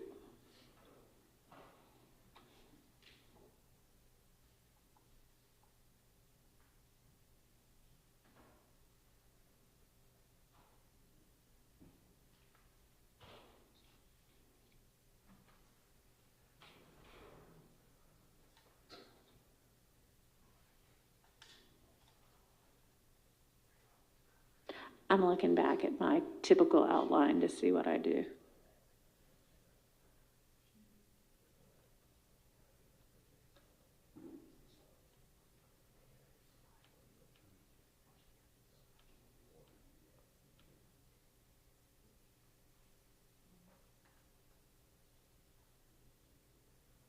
Okay, so I think what I typically do is read the whole indictment because it's not usually a 50-page indictment. during the jury selection process, and I don't actually read it again afterwards because y'all do your opening statements and you cover what you want to cover. But thoughts as to, my thought is if we're going to read it only once, we read it after we strike the jury. Does anybody have thoughts about that? All right. What do y'all think? I would just suggest once. Okay. And if it's once, do we think it's at the jury selection process or after we've chosen our jurors? After we've chosen the jury. I would agree with that. Everybody on the same page? I would assume that the issue that you're referring to is all of the overt acts. Yeah, everything, yeah.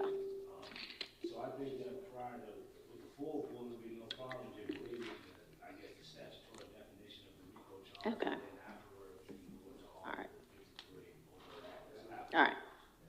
Okay, so that's how we will handle it. And it'll be the state, somebody from the state that actually reads it since they brought it. And honestly, I do that in every case, even if it's a 2-page indictment. I don't think the court needs to be doing that. The court's here as the arbiter. Okay, so we'll read the entirety after we have the jury.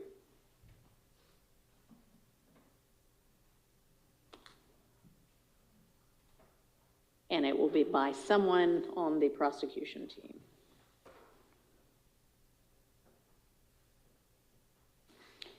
All right, so we still need to come up with how are we going to summarize it for purposes of the jury selection. So we have the state's proposal, and I can probably just print this one page out for you, Mr. Katz, if you want to take a look at it while we're talking about it, and maybe we can, if I can figure out.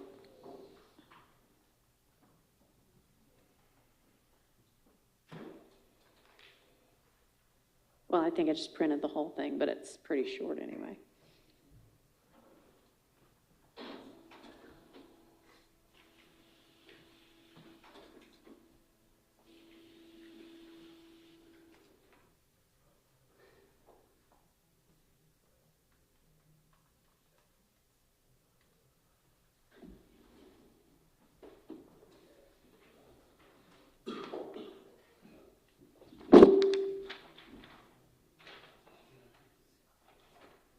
It's just going to be the top part of that page.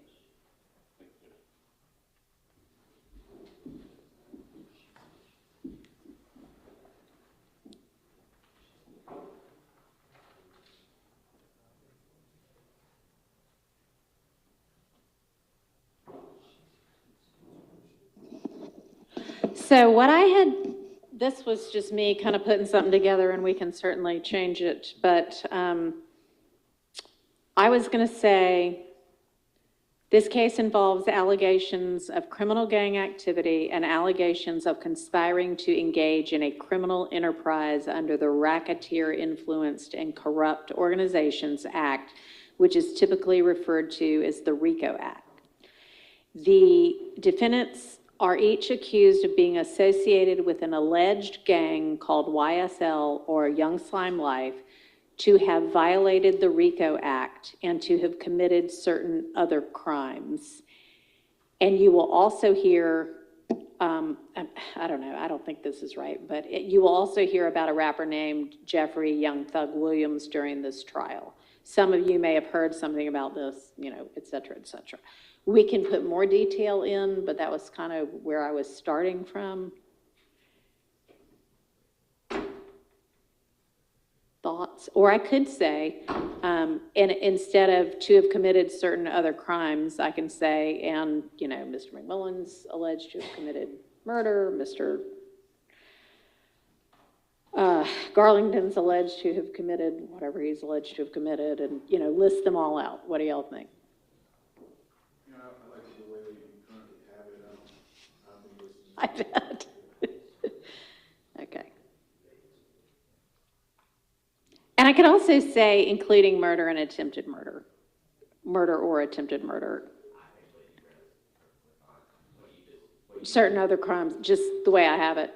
Okay. Now, the part about, I know we need to at some point say something about, this is the one that's connected to Young Thug, because that's what's, if somebody is familiar, what's going to trigger for them, oh yeah, I watched every hour of that case, you know, or no, I've still never heard of him. So how do we, I mean, I don't know if the way I have it is right, and I can't remember. Let me look and see what Mr.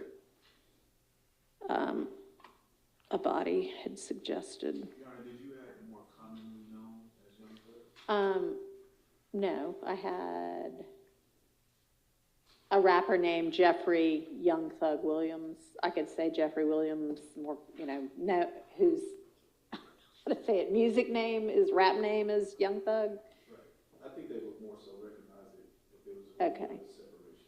Name Jeffrey Williams, who raps under the name Young Thug. Correct.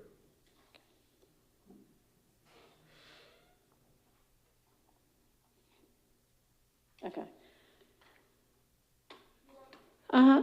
Would you mind emailing what you're reading, just so I can see it? Sure. Thank you. I don't know. You know, how about I email it to Ms. Rosser, who has all of your email addresses, and she can email it to y'all. Let's see.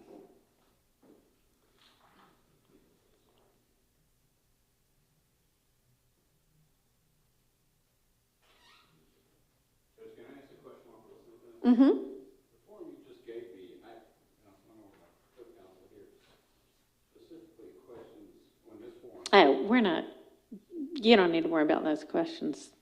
That was the state's proposed questions. I know, but a couple of them, I don't think we really have in here. Okay, well, we can, and I know you're not the one who had this case before today. You're standing in for Mr. Mondelli. We can circle back on that. Okay.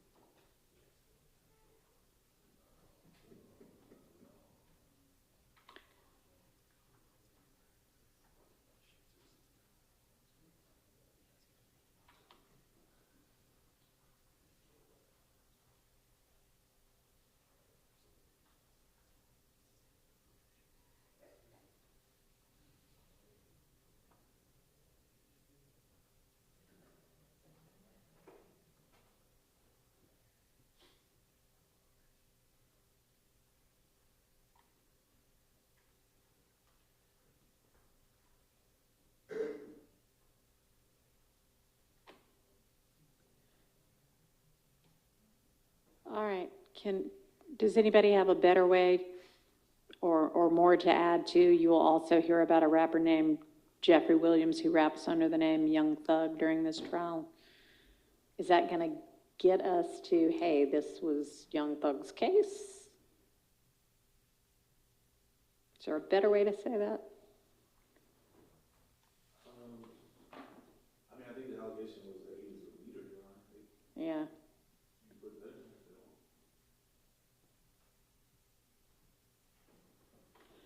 So,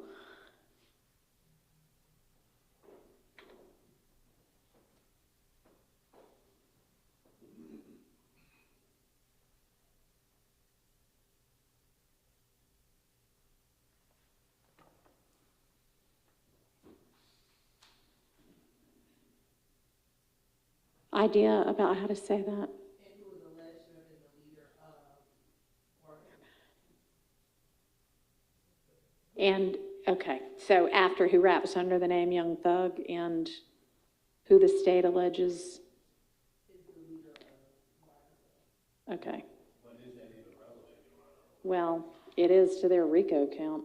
I mean, but the RICO count does not depend on the identity of the leader. So the fact that we're saying his name is somewhat irrelevant, Your Honor. They have to prove that there was some kind of criminal organization. The fact that it may or may not. Yeah, I mean, they're not gonna actually have to prove that Mr. Williams is in any way involved in YSL to potentially prove all of their charges against these defendants. That's correct. So the question then is, what is the relevance of Who, him being mentioned? well, the relevance of him being mentioned is that may be what triggers a potential juror to go, oh, yeah, I remember watching, you know, all of the testimony in the prior trial, and y'all presumably would all want to know that. Well, I mean, but we have questions that are asking with regards to have they heard about the case and their familiarity about the case. Right, but this is how we're letting them know, because when we actually get to those questions in the questionnaire, it's more like the events are alleged to have taken place between X date and Y date. We aren't saying right then, and they involve, you're allegedly involved these people and potentially Jeffrey Williams and whomever else. So this is how we're kind of cueing them to, this is that case.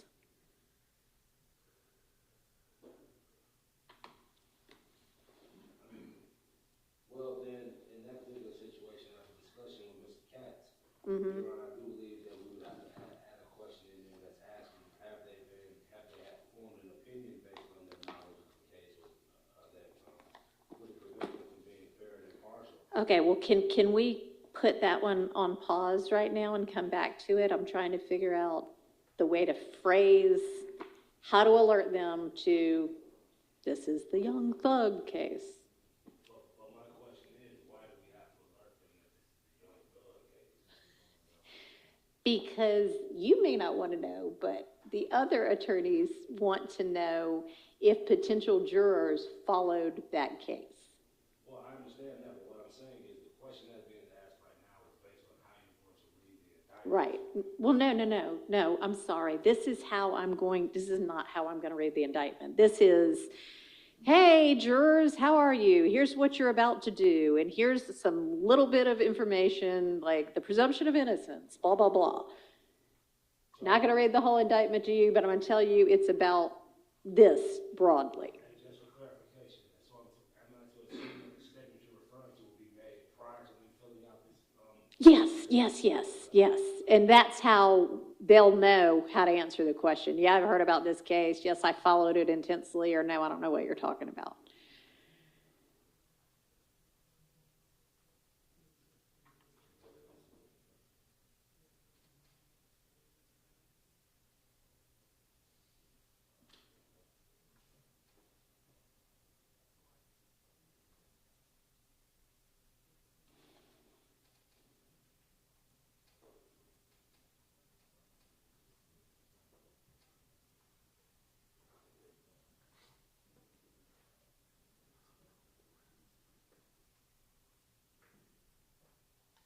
Anybody have any ideas? I'm writing it down. Okay. Sorry.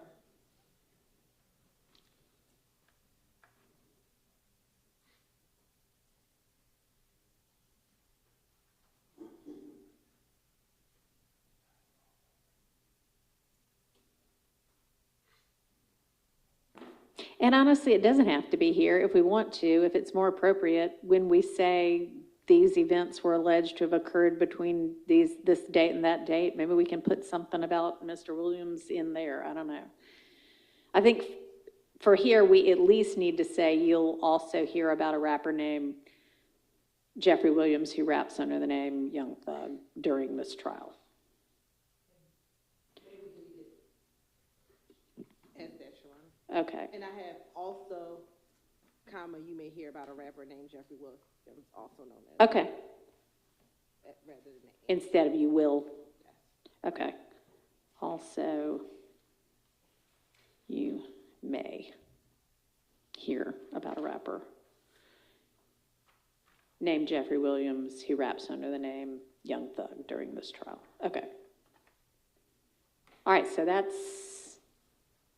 then will be the language for my introduction.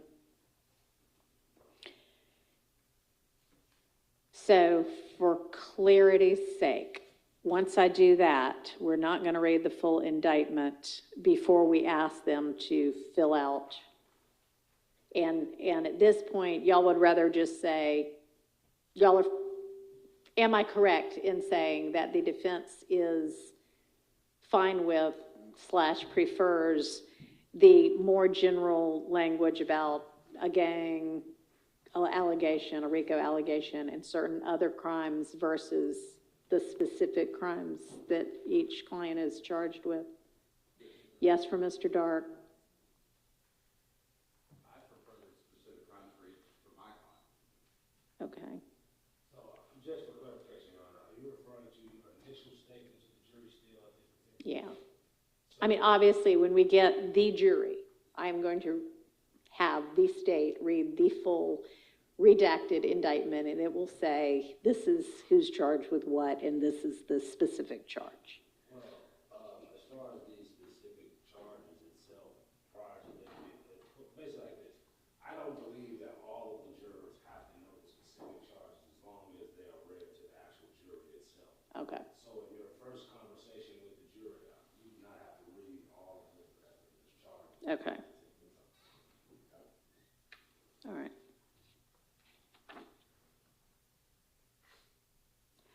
All right, so do you want me saying Mr. Garlington is also charged with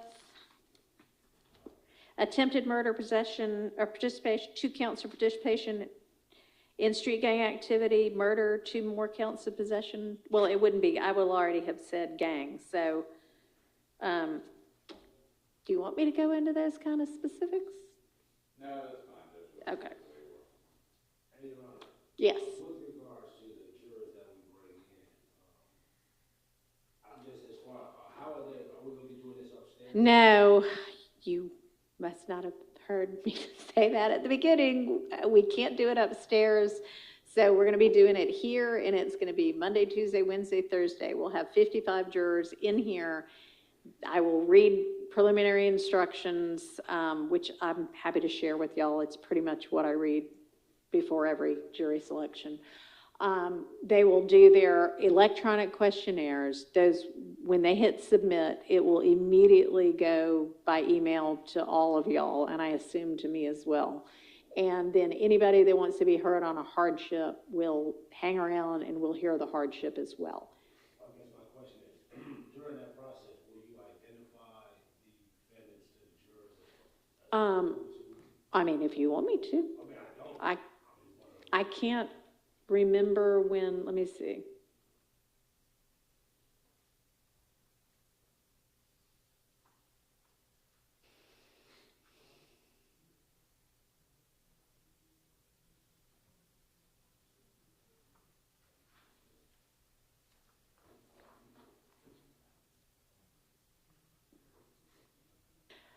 I wasn't planning to, nor does it look like that.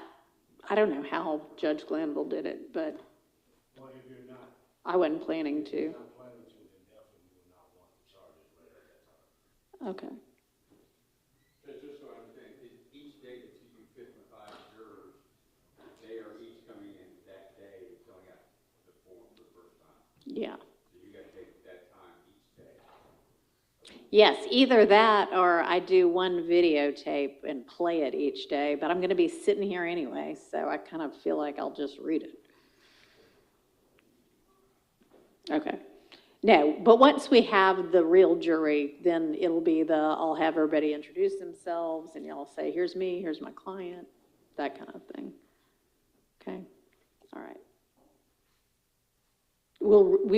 They will be reading names on their questionnaire to say, do you know, are you familiar with any of these people? Okay. All right, so then I think we're satisfied with that summary. So circling back to, do we in our questionnaire have the questions that the state has? We have some of them. I don't know if we have all of them. So let's look back.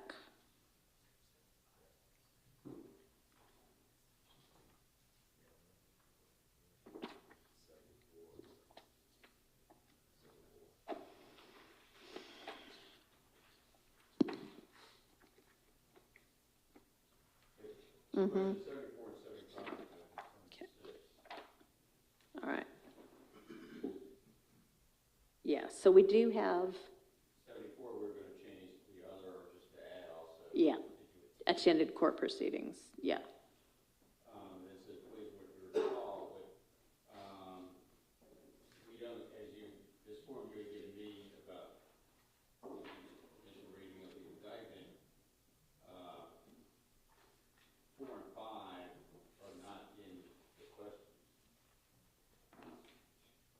No, those are in the, it will say that the very first thing I'm going to say is, you know, you're potentially going to be considering the case of the state versus these 3 defendants, and I'll read out their names. And then we're going to ask the statutory questions. And to me, the statutory question, have you for any reason formed and expressed any opinion with regard to the guilt or innocence of, and I'm going to say any of the accused? I understand that, but sometimes jurors either don't understand or they don't know what exactly we're talking about. So we then come to pages, come up with number 75 or 76 or 74. Uh-huh. Well, you actually attended it. You still say that you don't have an opinion. And I still think it needs to be asked. Okay, so you just tell me what you're suggesting and where.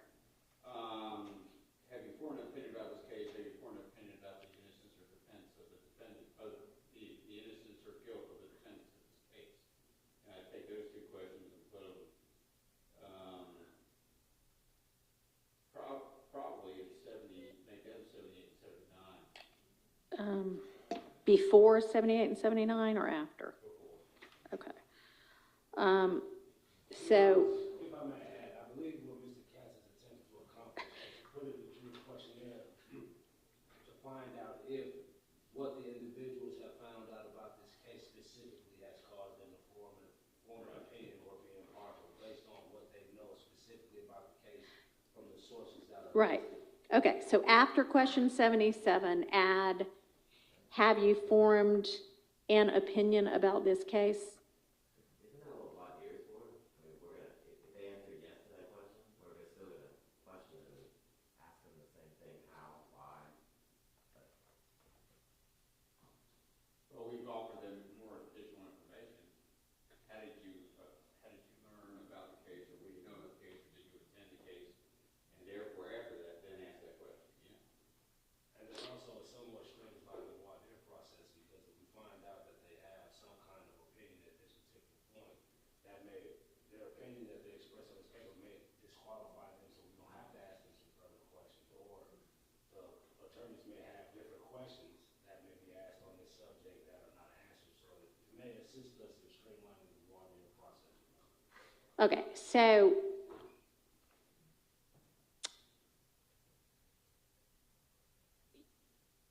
here's the potential catch with that is this case against these 3 defendants who are going to be on trial in June and July is not the same case as the case that already occurred. And we might want to know, did they form an opinion about that case? And we might want to know, have they formed an opinion about this case? But that's not necessarily the same thing. And I don't want them, I don't want to in any way be implying that it is. But I think we would be remiss as attorneys, defense attorneys, not having seen a trial like this for over 1.5 years when it happened. Yeah. And publicity, if we don't delve into that somewhere. I mean, I don't disagree. I'm not saying I'm not going to ask it. I just want to ask it the right way. And have you formed... have you formed an opinion about this case might, I mean, I'm fine asking it, and then we can explore what their opinion really involves. I think it'd just be easier and safe just to ask have they formed an opinion about both cases. Have they formed an opinion about the prior case involving Mr. Williams? Have they formed an opinion about this? I mean, I'm not planning to volunteer, hey, there was an earlier version of trial with it involved. I mean, if they know it, great. If they don't know it, I'm not going to tell them that. But then basically, given the fact that in your introductory statement, we're saying that this case may involve Mr. Williams, we're effectively telling them that up front. Well, we're saying you may hear about him in this case. I mean, I think a lot of your follow-up individual questions are going to be, you know, based upon what they say in this questionnaire, but the questionnaire goes to all 440 people, and I don't want to be suggesting something to people that they don't already know. And I guess the only reason, Your Honor, is because the court has a concern with regard to the length of these examinations. Yeah. The more that we can put in the questionnaire and get those answers, Mm-hmm. will allow us Sure. to streamline that process. Okay. I mean, Judge, I think you'd have to have lived under a rock if you didn't know about this case. Probably, but I don't know. Some people just don't watch the news, and some people aren't on social media, so I don't know. We'll see. We'll find out. So are we going to add those questions, Judge? I mean, I'm trying to figure, yes, I right now have written down, have you formed an opinion about this case? And I guess the answers are either going to be yes or no.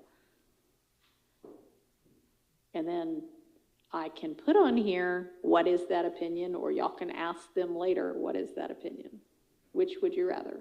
I mean, I think that we can ask that because at some point, if a juror does indicate that they have an opinion, somebody out of either the defense or the state is going to inquire to that, so that information will come out one way or another. Okay.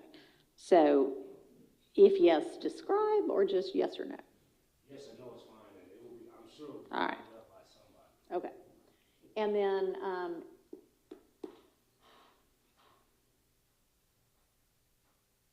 I think, have you formed an opinion about this case?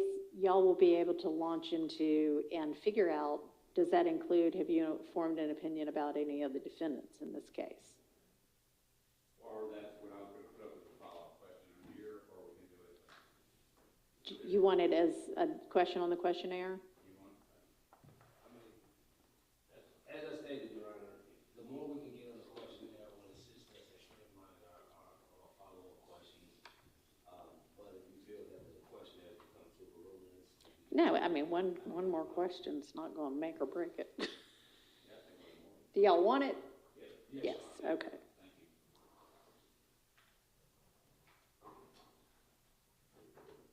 Any of the defendants, it's written as related to this case, in this case, right?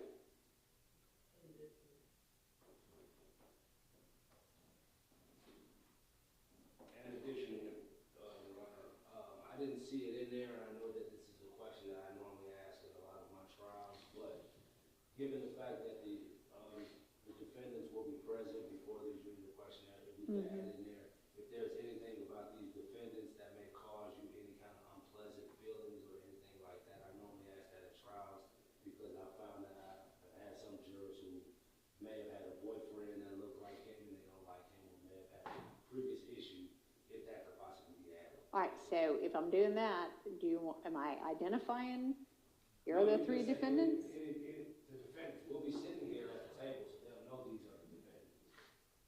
Maybe they'll think you're the defendant. I would hope so. I mean, if I'm not saying, I'm just saying, here are the parties, basically. Okay, well, you can say parties. Okay. Parties. Yes. Typically, that's Later, yeah. voir dire. But does the defendant resemble or remind you of anyone? No, so, okay. The questionnaire is kind of supposed to be that yes/no voir dire part. Okay, so that's what I was confused with. Yeah. That's why you have such a short questionnaire from the state, because in the previous cases that I've done, like the Redacted case, that was the questionnaire we did to get their general knowledge about the case, and then we did normal voir dire as we normally would with everybody.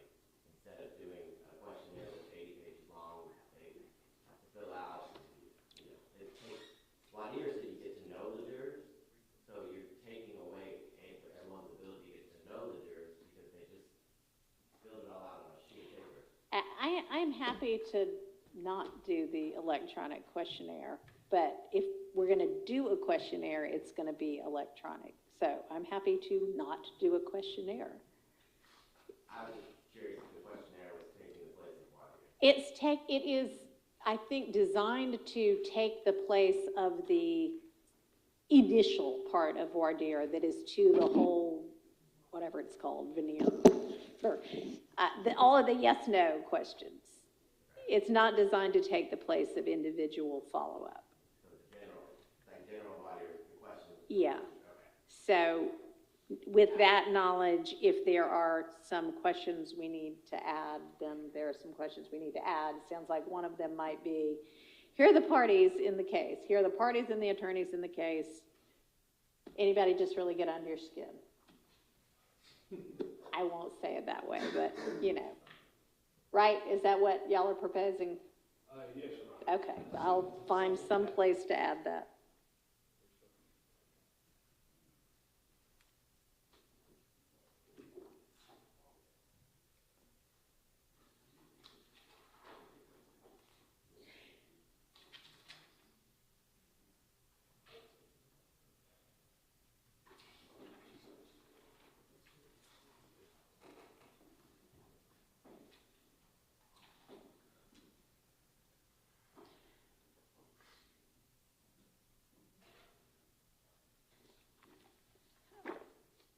All right.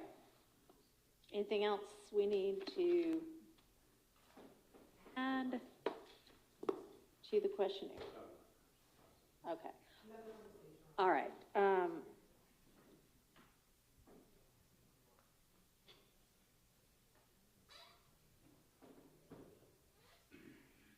How long does the state need to put together kind of their organized chart or list or whatever of what the evidence is generally going to be, which y'all were so great at towards the end of the last trial, so that the defense could have it and we could all be on the same page, and then they can say, oh, they're not even using that video, but they are using this one, and I'm going to challenge this one, because we're going to need to litigate all of that.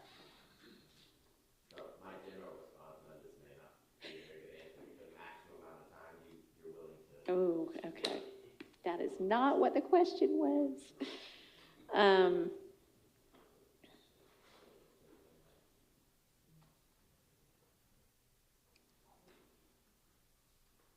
April 1st be reasonable? 30 days from today, March 7th. We all have other responsibilities. March 3rd. Because then they've got to file their motions in limine. Okay, the state will have its beautifully organized and detailed list of its evidence by March 3rd, by noon, March 3rd, filed. You don't have to file it, just share it with everybody. Oh, which reminds me, I think I've said this before. In fact, I know I have, but anything that y'all need the court to see, like the list of evidence, email it to Ms. Rosser, and or email it to Ms. Rosser, Ms. Buggs, the court, and Ms. Percival, as well as, the opposing counsel. Do not e-serve it. Got that? Nobody e-serve us, please. That is quite a hassle. All right, email it. Okay, so that'll be by noon. You will email that out to everybody by noon on Monday, March 3rd. And then all of the defense attorneys who should have already looked at the entire smaller universe, galaxy, if you will, of evidence, once you get that list that is as close to final as possible, on the 3rd, I'm going to give y'all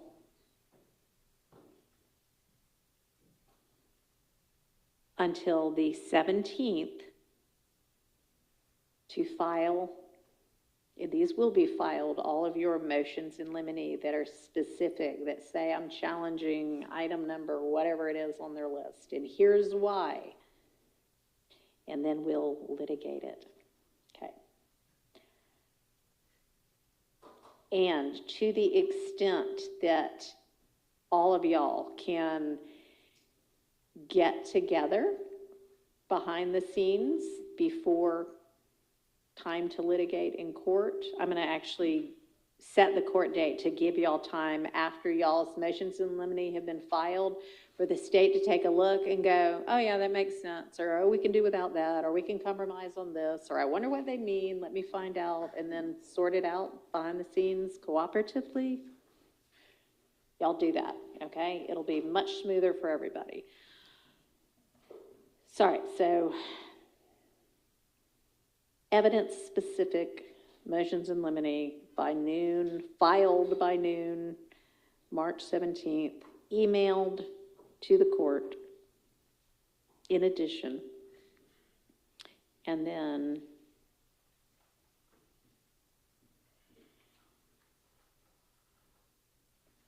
why don't we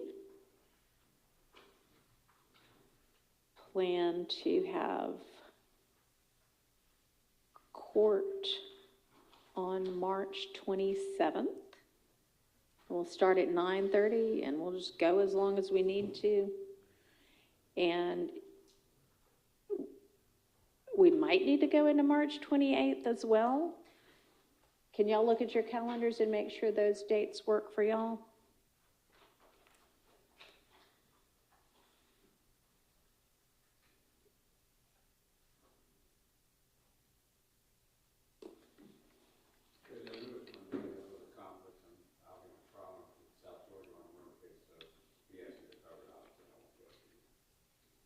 Okay, thank you. March 27th is Thursday and Friday. Mm-hmm. Those are good? Okay. Mr. Johnson, how about you? All right, y'all go ahead and block those out on your calendars. And then if y'all can resolve everything beforehand, we won't need to have those, but you probably won't be able to resolve everything, but you may be able to resolve some things. Okay, and then we'll go from there. Does that sound good? All right, anything else we need to think about right now? Judge, I just wanted to add something. I know we already denied the motion in limine as to the videos. I just wanted to add another point to that. Okay. Whenever the court's ready. I'm ready. Judge, well, I understand and I appreciate the state's position that Baker did not involve a RICO in the gang case.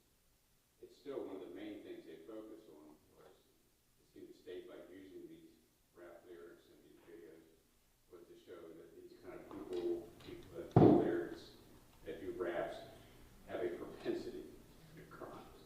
And that's one thing the Supreme Court focused on. And I would take the position that is another reason why we would ask the court to reconsider its position in denying that motion. All right, thank you.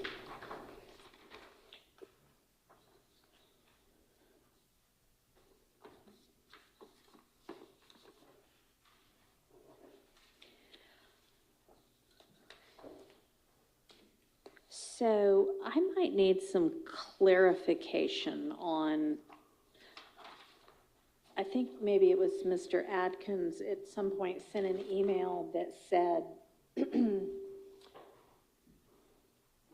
aren't overt acts anymore, but there's still going to be evidence presented of them. And is that going to be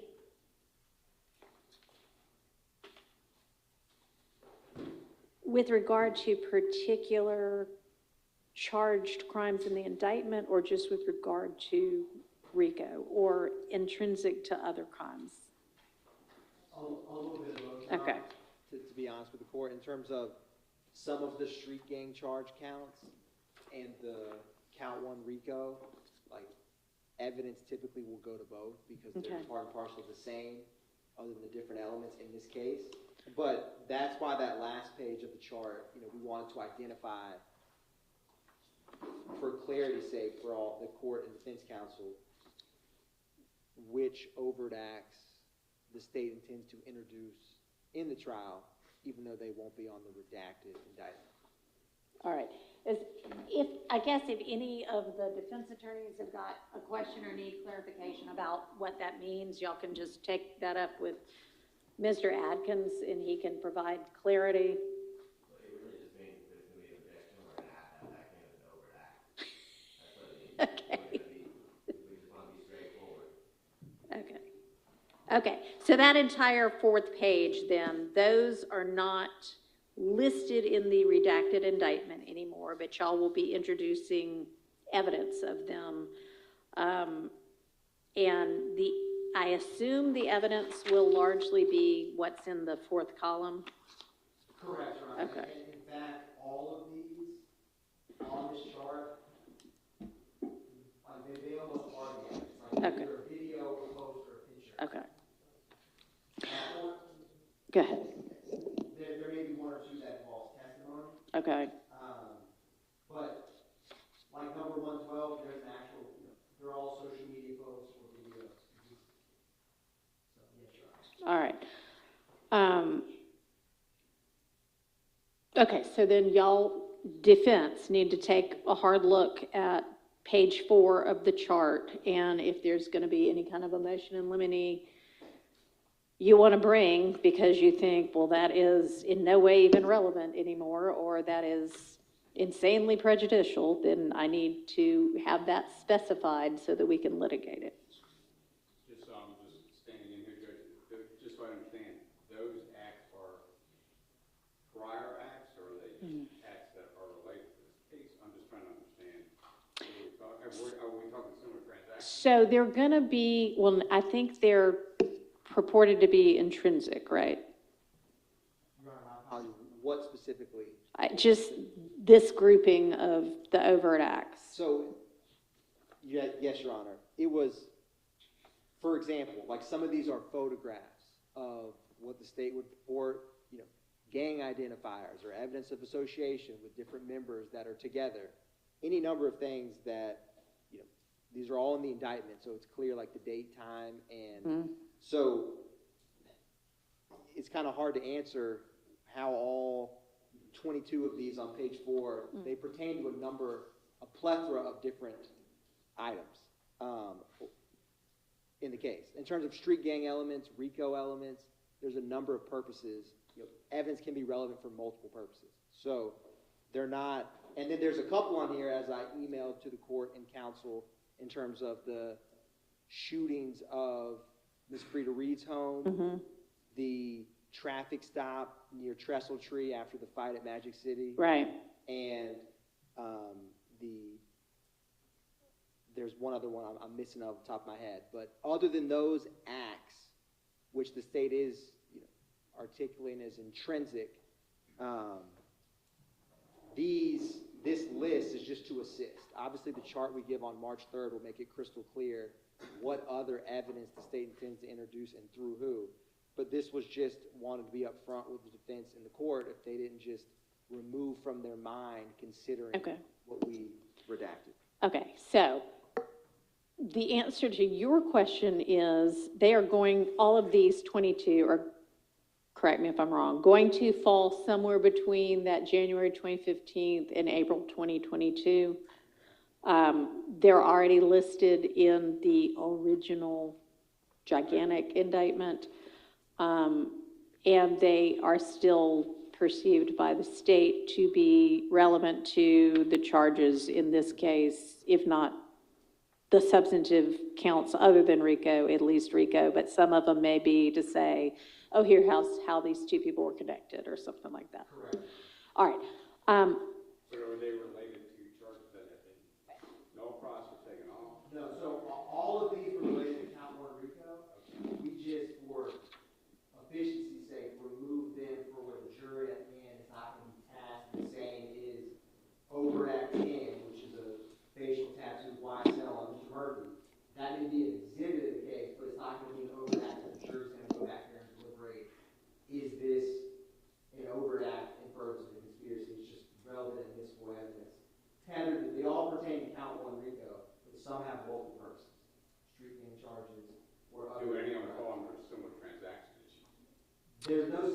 actually an issue because of the count one RICO with these specific evidence. I mean, if you look at this list, other than these are, I guess I'm a little confused. Well, like you mentioned and like I said, I apologize, I'm not as familiar with this case. When you said there was one act where somebody shot somebody's house up. Correct, so. Is that, excuse me, I'm going to cut you off. Is that particular victim listed as a victim in the count in this case? So, no, to answer your question, well, Yes. but in a different, You see what I'm getting at? I'm just trying to understand.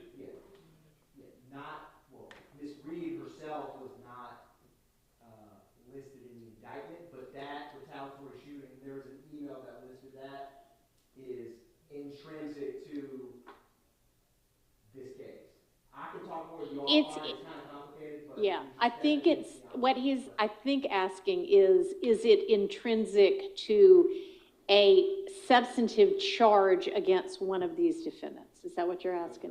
And count one RICO. Yeah, other than the count one RICO. Like, is it any of the non-number one RICO charges that any of these defendants faces, is it intrinsic to one of those counts? Is that what you're asking? Yes, and would we still need to have a separate hearing on that? Yes, if y'all want a hearing on them, yes, you're going to have to allege something in a motion in limine that says this should not be admissible evidence. And that's how the state was identifying, so the defense counsel would know what other acts that are not counted we're going to use, so that the defense counsel has an objection. And it's page 422 items.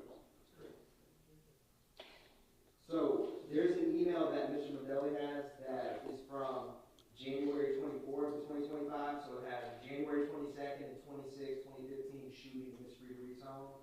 The April 28th shooting at Club Crucial that preceded the 1428 Adele Drive, the 1903 Drew Drive later that night, which are overt acts 41 through 46. And then you have the October 1st, 2015, which was initially overt acts 56 through 59, which is where Mr. Arnold gets in a fight in Magic City, and then they get a traffic stop over near Trestle Tree later on that night. It was an overt act of the conspiracy to commit attempted murder. And then you have the May 10th, 2019, Javon Fleetwood attempted murder of William Howard Jr. So those four are what's in that January 24th email that I know you didn't get yourself, but defense counsel has it, Mr. McMullen has it. And then those four, and this was really just, if you look at this chart number 4, a lot of these, other than those four I just mentioned, are just photographs or a video clip, something of that nature, that are outlined in the indictment. All right, I have another question. Are there videos or rap lyrics that are intended to be admitted that are not listed on one of these 4 pages? Not rap music videos or something like that. No. Okay. There may be other videos, like from people's cell phones or something they post. Okay, but rap video, rap lyrics, everything that is one of those things is already in this 4-page chart. Correct. All right, y'all got that, defense attorneys? With regard to, your Baker type-ish argument, you already have before you in this 4-page chart any rap lyrics or rap videos that the state intends to introduce. So you can go ahead well before March 3rd and be looking at that and figuring out whether you want to file a motion limine with regard to any of that. That's the same on page 4 of the chart. Yeah, but there may be, yes, it's the same chart. It's a 4-page chart, and the 4th page was used to be overt acts that are still going to be intended to be admitted, but not as overt acts anymore. The first 3 pages are overt acts, right? Still, correct. Okay. And by the state, from reviewing it, there's only 3 that could be, that I view as classified in the Baker type analysis. Okay. Which was. That's 3 you mentioned before. Yes, okay. But there are other, okay. Okay. So anything else that says like video, that's not like a rap video, that just is like some Instagram thing or something. Correct. Okay. Okay, thank you. Yes, Your Honor.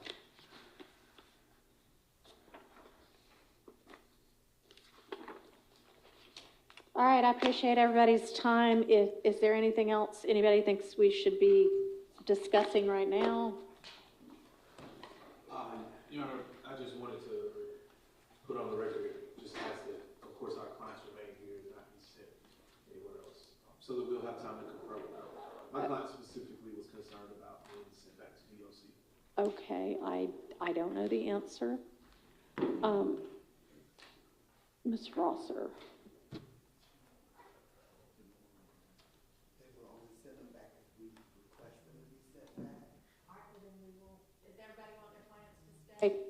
Okay, then we will not request that they be sent back, and so they will stay. And Judge, that does not include Mr. Eppinger. I have no Oh, yeah, control over that.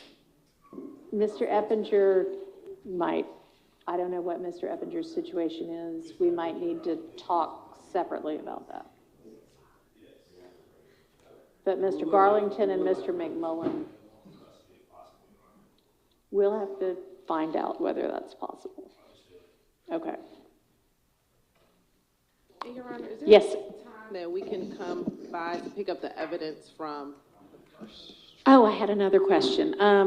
Yes, I don't know what that time would be, but you can coordinate that with Ms. Rosser, and as you know, we had 3 different court reporters on that trial, and one of them is no longer employed by Fulton. One of them